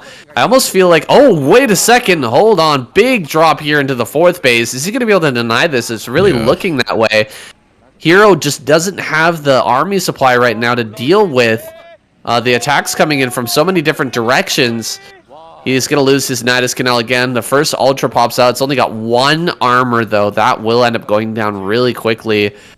If he actually takes an engagement with these Marines that are on +3, 2 armor or 2 upgrade advantage right now for Sharp. That is near insurmountable, and Hero just has to get another Nidus up here. He's trying his best, but I mean, this is dire situation now for him. He's just about maxed out. Sharp is. I'm really impressed with Sharp, and it kind of just like reiterates like how much I believed in his game plan. Like as soon as he started to want to isolate that 4th base while expanding himself, I thought, yeah, that's the optimal play, and it does seem to be like absolutely a checkmate scenario for Hero. And Hero of all people, I would have expected to have some answer to this, but he just hasn't, and we just see a pure macro Terran behind this. So even though we finally see Ultras coming out onto the map with 4-1 upgrades, it's not going to matter. Like, he's going to hit all his own upgrade timings and have just a crazy critical mass of bio to target down those Ultras and blanket them with irradiates or support with defense matrices whenever he needed to. There's not much hope for Hero to claw his way back into this game due to the exceptional decision making here from Sharp, who is still denying this 4th base being taken and forcing instead other expansions to be thrown up at 12 o'clock instead. Yeah, this is the hope for Hero right now, is to take one of these other bases. Less optimal, more difficult to defend, but really he's just going to throw his eggs in whatever basket remains, because there's very little space left for him in this game. 4 dropships still out in the middle of the map. They haven't been scourged down. The lack of gas, because of that, the lack of that extra base in the 4th means that he just doesn't really have much Scourge. He hasn't been able to make enough Scourge to deal with all of these vessels and all of the drops that have been coming in from each direction. Running in here with the D-Matrix Firebat. He's going to go after the Nidus Canal again. It's so annoying to keep losing this Nidus Canal over and over. Hero, he's going to find a location where Hero's just not quite defended properly and break through in one of those spots. He finds the base over here in the top right. It will be denied. The 4th is going to go down in the regular 4th location, though. Let's see if he can hold on to that, or is Sharp going to get another drop in that position? Yeah, I'm not sure. I mean, I've been really impressed by Sharp this game. Even like making these like bunkers with firebats at these expansions to give them a little bit of extra insurance and defense against any kind of shenanigans that Hero can throw at him. Is having to temporarily evacuate this base at 6 o'clock, but it's not really going to matter. Everything is just looking like it's going to be a potential Sharp victory here. Hero is one of the players, one of the few players that could somehow navigate this into a win. But I don't know. I'm not seeing it more and more. We're going to be seeing a big lotto drop play being loaded up here as well. Maybe if Scourge can find perfect connections on those dropships before they unload, maybe we could see a bit of a tempo swing here for Hero, but I'm not seeing it just yet. We will be seeing battle cruisers out soon, pressuring these precious gas expansions of Hero, and he will not have enough gas to both kill the battle cruisers and still produce the utility units that he needs to keep fighting against Sharp's army head on. Absolutely maxed here. Sharp's going to go for that big drop play into the 4th one more time. The Scourge have not been baited, so they're here. They're ready to go. He's going to kill one of the dropships, but the rest still remain. That's crazy. Just pure Marine going to drop out here and kill this hatchery so quickly. Hero barely has time to react. At the same time, breaking in towards the natural, the Radiates have cleared all of these lurkers, and now it's just pure Ling trying to clear this out while Sharp is breaking in. He's going to kill the Nidus one more time. That's got to be the end. Hero's going to get taken down. Unreal, this finisher. This is like Sharp actually bringing it back. This is unironically a masterclass in like TVZ. Like, he's not actually attacking Hero directly at any point in time. It's just pure like laying siege to the Zerg, applying pressure, waiting for weakness to be shown, and then exploiting that weakness. And when there's enough resistance given by Hero, he lets off the pressure just for a little bit and finding opportunities elsewhere. It's really stellar stuff from Sharp here. Absolutely. Finally, +3 armor is done for Hero, so he's on even footing for the first time with those attack upgrades. But the power spike that he's supposed to have with the 4th bases coming online, it's gone. And we're already here at 23 minutes. The main and natural gases have mined out.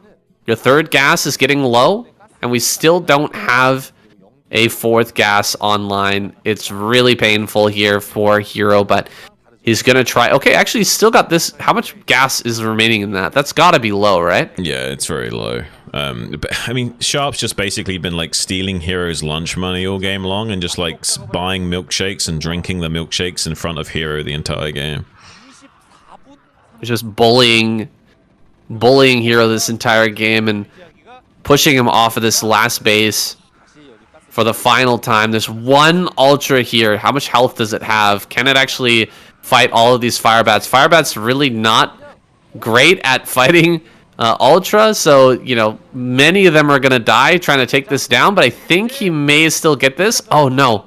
A little bit of hope here for Hero as he maybe gets this next gas online. It's a fleeting hope, though, at best. Yeah, I mean, it's a little bit of wind in the sails for Hero. But you're right about the Firebats versus Ultras. It's like a Dragon Ball Z RPG map or something. They just never die, and you're watching them shoot forever.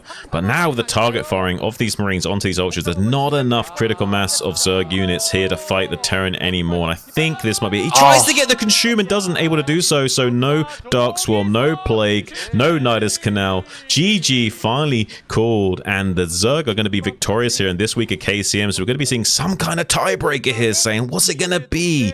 I'm kind of excited. I don't know what you're talking about, Shin. Sharp just won that game, so we're going to go on to Sharp versus Jadong next. My bad.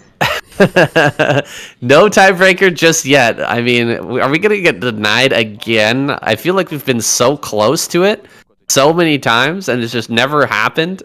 We're going to go and find out whether... Like, if Jadong doesn't win this one, I'm going to be upset, actually, Shun. This is going to be frustrating, but Sharp's just been doing so well, I wouldn't be surprised. I'll take the blame.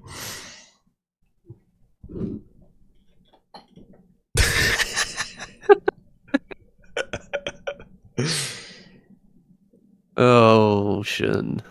Oh, man. What are we going to do with you? We got to make a mistake like that eventually. I guess they're still showing the board, so I guess I'll get rid of this. I'll blame it on Goodbye, lack of sleep, Hero. but it is what it is. Alright, here we go. Let's get it.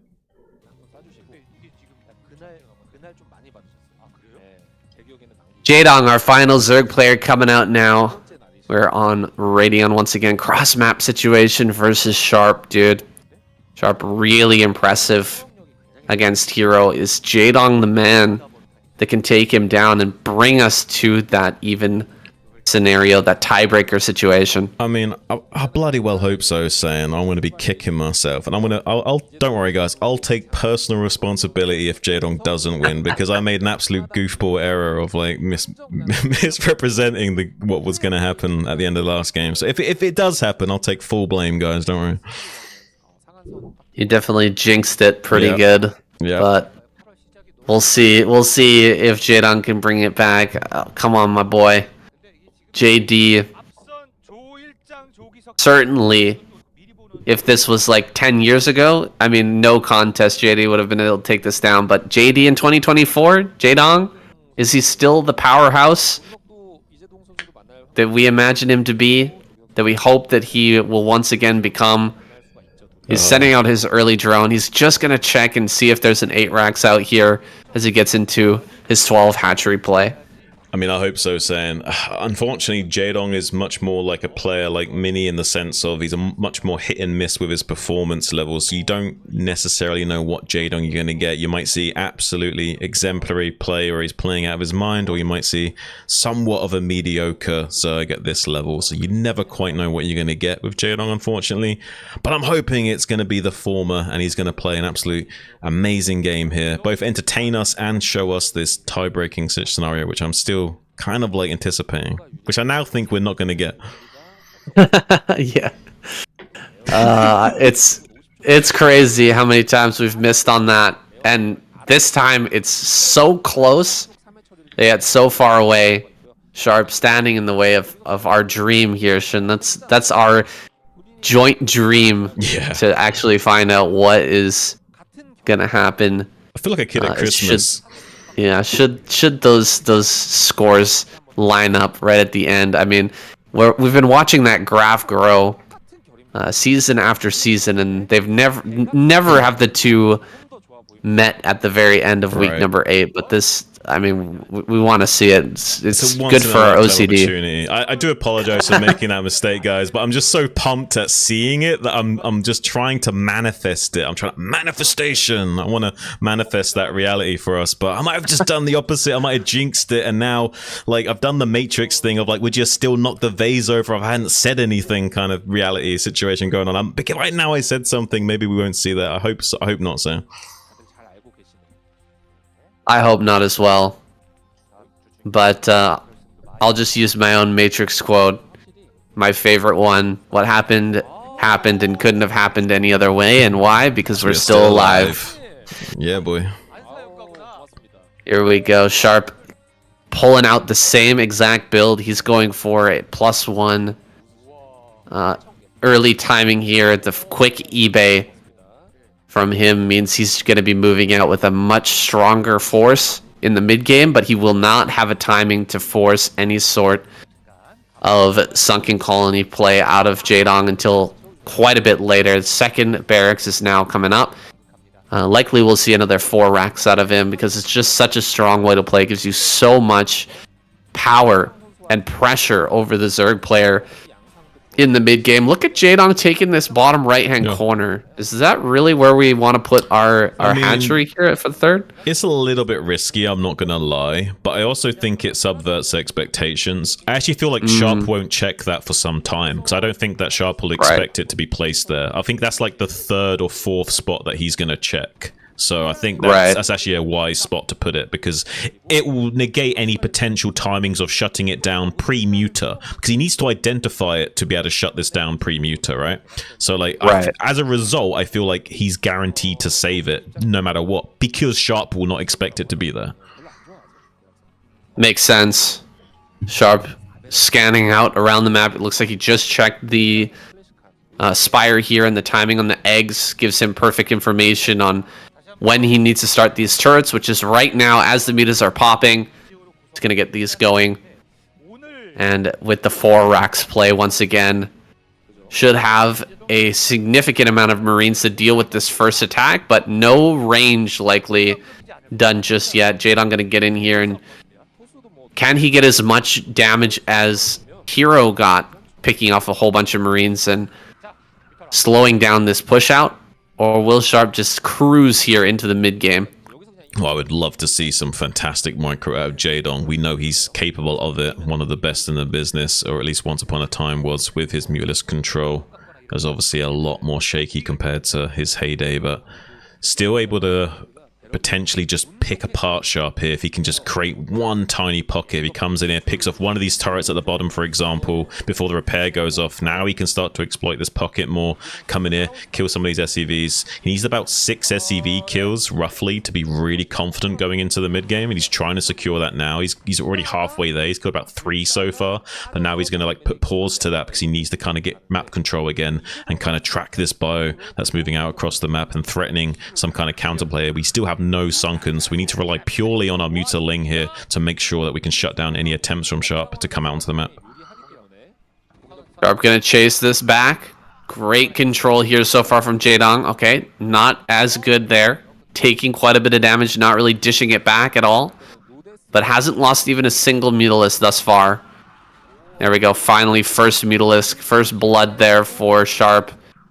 Taking out one of those mutas from the stack, but it's still a really strong stack from Jaedong, and Sharp's going to stick around this natural, wait for his reinforcement lines to come out. Just threatening the counterattack is enough here to keep Jaedong out of his mineral line at least, and allow these the factory to finish and the transition to begin here for Sharp. Yeah, almost catching this top turret. Does get the repair on that, stopping that from burning. Jaedong wants to keep opening up these positions, but also wants to be a little bit careful about how he navigates that. One wrong step and he will take too much damage on these mutas, and then all of the threat of the mutas will evaporate. He wants to maintain this threat of the mutas and not lose too much of the hit points as he's maneuvering around to keep these Marines pinned back and keep the game state under control. He's making a lot of Mutalisks and Lings here coming across the map. Maybe wants to get a cleanup on Isle 5 on this Bioforce in a few moments, and meanwhile trading out the low HP mutas for fresh ones so we can keep on the onslaught at maximum health.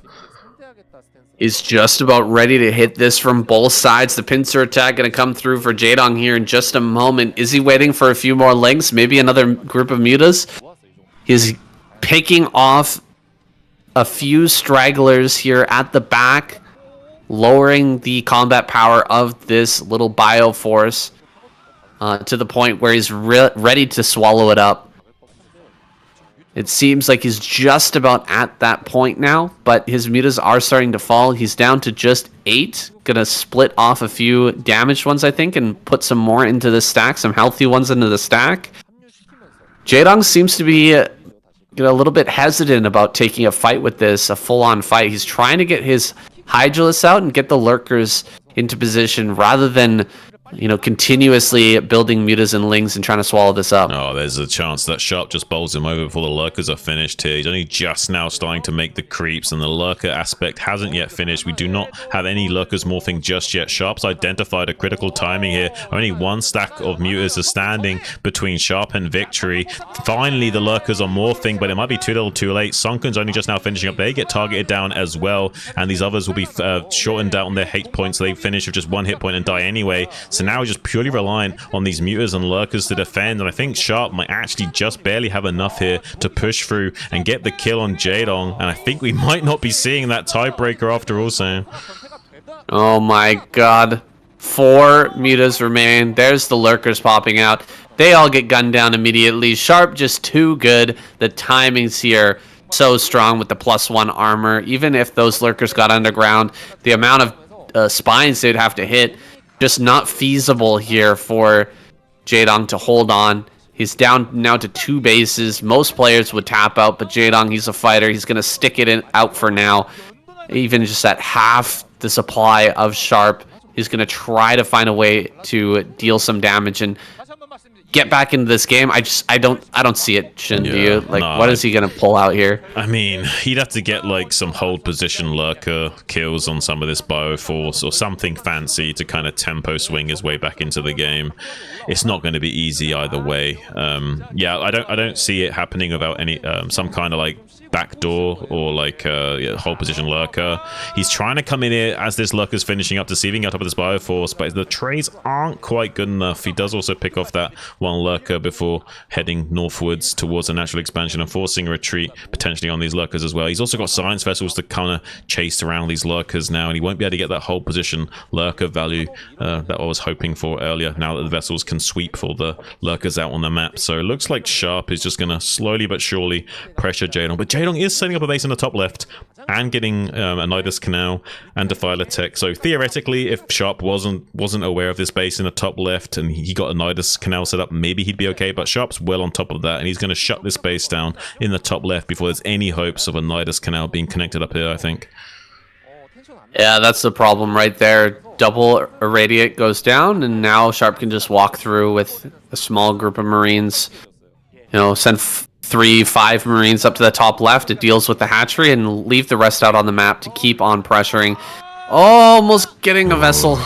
I heard him get one, but yeah, I'm not able to get any more. And I mean, this just gets worse and worse. Jaedong, he's dealing with the problem that all Zergs face when they're on even bases with the Terran players, that there are vessels on the map that continuously kill all of your gas units, and you just don't have the gas required to build anything, really, that's not just going to get irradiated and killed immediately.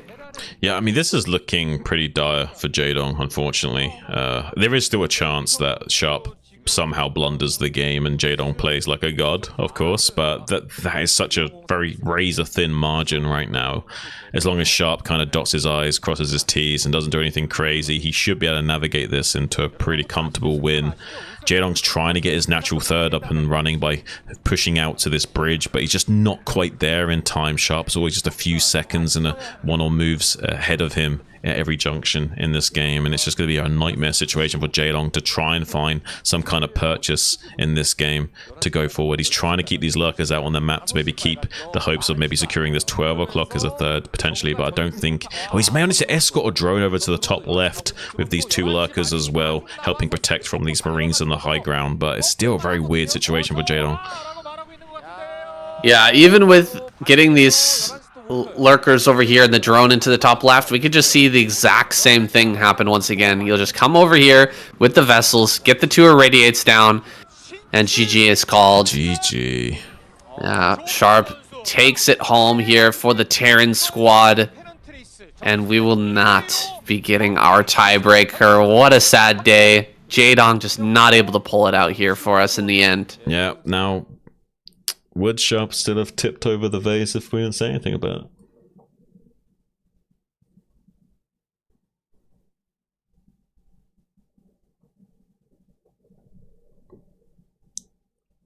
it? All right, let's wrap up. Yeah, man.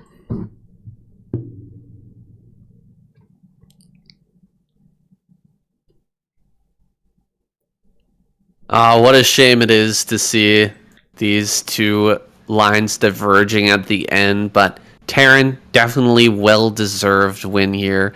Sharp clutching it out, so key having him in this lineup. He has just been such a beast in 2023-2024. Oh, absolutely. He's been pretty much like one of the main assets of the Terran squad, and he's really been shining, especially with his slightly lackluster performance from Protoss, not able to get on top of him. He's kind of had his moment to shine, and shine brightly he is. And yeah, it's really, unfortunately, like, you know, we got the glitch in the Matrix. We didn't see the tiebreaker that we wanted. Maybe I shouldn't have said about them breaking the vase, and then the vase when it got broken. It is what it is, unfortunately. I'll take full responsibility for jinxing that, guys. So no tiebreaker here. Terran gonna go to the finals. It'll be a ZVP semifinals. It's not over for the Protoss race. If they manage to take down Zerg in that semis, they will go on to the finals, have a shot at the title here for KCM Season 3 2024. Guys, thank you so much for watching. We've really enjoyed this season so far, especially Week 6. That will go down in history as one of the greatest weeks of KCM ever, but there's still more great games to come. Semi-finals will be starting next week. Don't miss out on it. Make sure to hit the subscribe button. Follow along in this journey.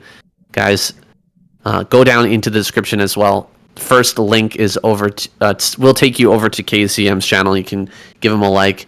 Make sure that he knows that we appreciate the English coverage of this amazing tournament. That's it for today. Thanks for watching. We'll see you next time. Thanks, guys. Oh, our dream, Shun. It's over. There's always next year. There's always next season. Yeah.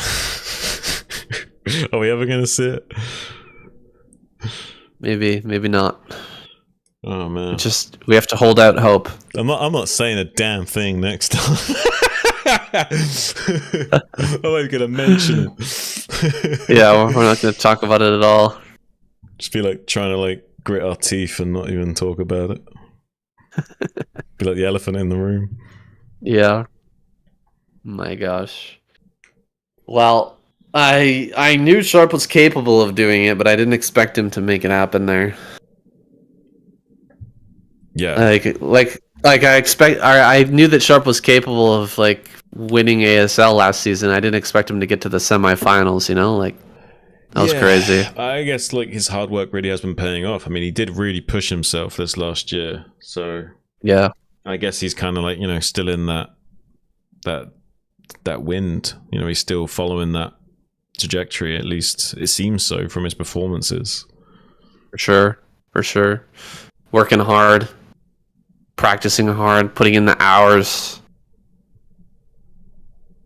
Yeah, man. I respect him as a player. He's good. He's very good. Absolutely. Yeah, well, I would say recently he's much more understood and noticed, but I think for a while he was quite underrated. Yeah, for sure. I agree. But we definitely had him as one of our wild card picks for ASL. We were definitely like had eyes on him before probably a lot of people were thinking about him. Yeah, for sure. Yeah, he was definitely on my radar. I thought he was gonna take it all, man. I had my money on him. Not sure. I had my money on Hero. I thought Sharp really did impress me though. Like I thought he would do well, but not necessarily that well. And I thought Hero was going to go all the way, but he's second place though. I mean, it's good enough. Yeah, that's pretty good. Yeah, I was a little sad when I saw him lose to Hero, but I was like, it is what it is. That guy's freaking beastly. Hero's insane. Yeah, and when he's like preparing Insanely for good. a whole series against you, like he can abuse his mental game a lot more, you know, rather than just like a best of one set. You know, he can really utilize his experience and stuff against you. When he's that versatile of a player, he seems to have an advantage in sets. Yeah, it really felt like Sharp was a little bit like off. Maybe he was feeling the nerves or something. You know, when I was watching in person, I was like, it doesn't look like he's comfortable. Yeah, there's not many players that are. I would say like there's a handful, like Light, Hero, Soul Key, you know, Flash, Bisu. There's a few players like that which are comfortable on stage, but not a lot of them are totally comfortable. Even like players like Snow can't handle it. Like, it is what it is. You have to get a lot of experience under your belt before you just chill. Yeah, definitely Hero seems like he's got that. Yeah, I would say so. That ability.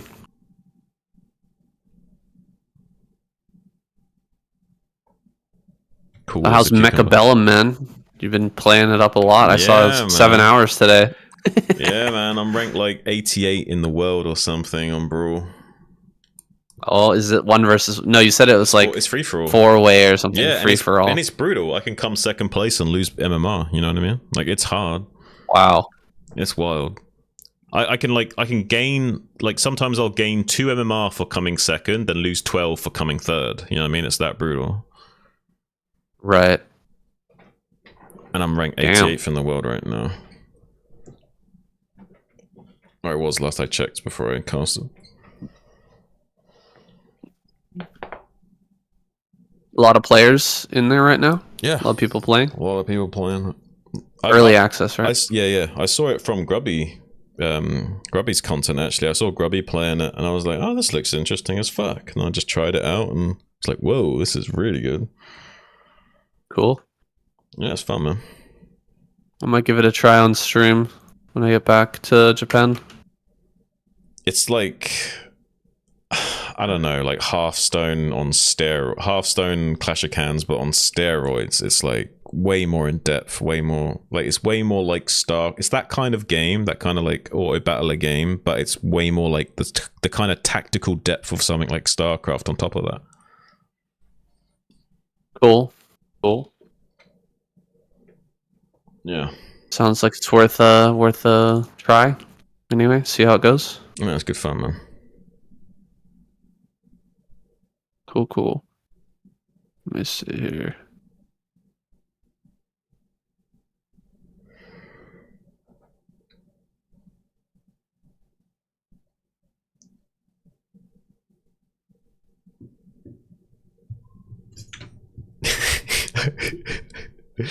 Can't believe we didn't see the fucking tiebreaker, but it's weird.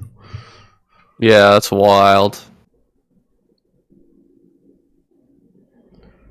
I feel like it was like meant to be that way though at the same time.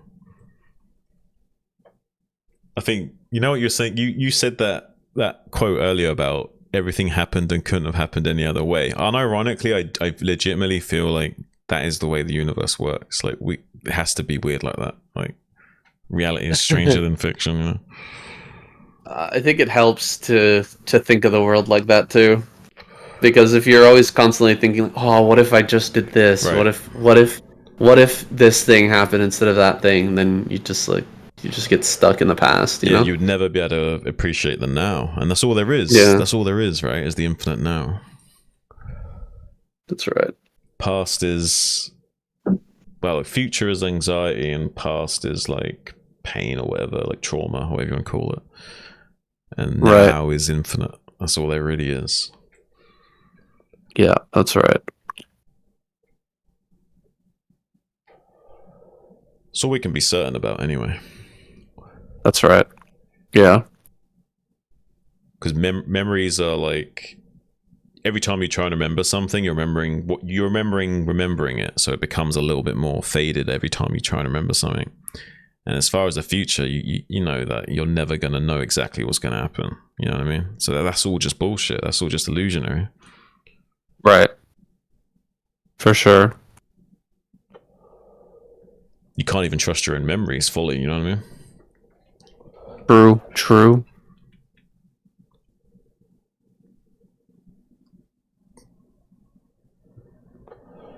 All I know is right here, right now.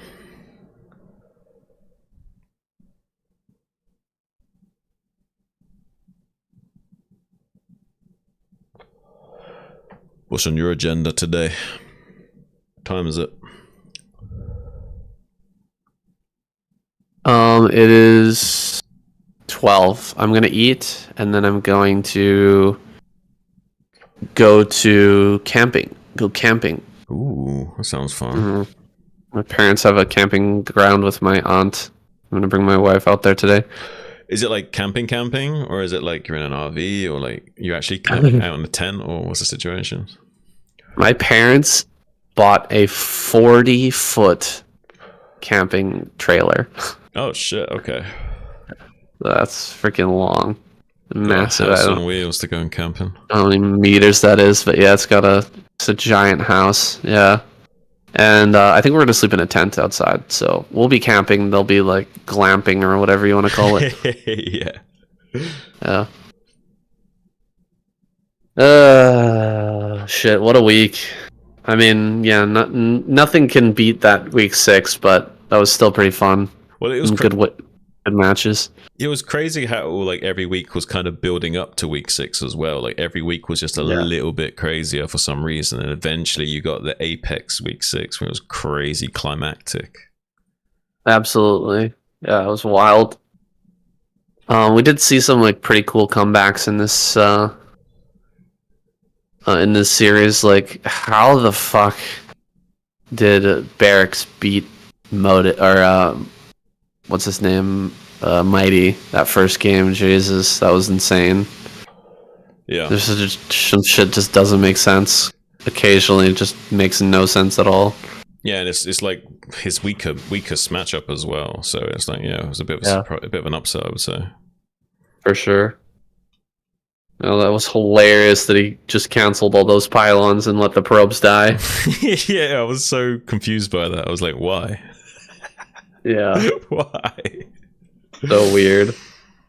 Oh, Like, man. yeah, we cancel the pylons once the dragons get there Yeah. to like Yeah. go in, but I feel like he was on autopilot. I felt like Light was on autopilot a lot of that as well, right? Like, what was with the third eBay? Made no sense at all. That was definitely autopilot of like, I usually make a second eBay at this time of the game. But oh wait, I already did the weird double eBay earlier. Yeah, and like, was the double eBay even a mistake as well? That's the Like, question. That's the question. That's what I want to know. did he forgot that he went for the early eBay and then he built the eBay at the time when the turrets were going to be built? You know what I mean? Yeah, and then he's like, oh, I need turrets in a minute. So I'll build an eBay, and then he was like, oh fuck, it finished. I guess I'll do double upgrade. If that is true, that's some Chad level shit though. Of being like at that level of Starcraft, you're making that level of mistakes and you're still channeling it into a win. That's some Chad shit. Oh my god, I'm rendering the video and I'm just kind of rewatching the preview of like Barracks pushing into the middle of the map and then Mighty getting the stasis of the century with like what was that, like tanks. 8 tanks? Like 6 at least. Yeah, 6 I think. Oh my god, it just so funny that he's like, I'm just gonna move my army through the middle. There's a bunch of minerals there that just block everything. Everything gets stuck. There's a gap.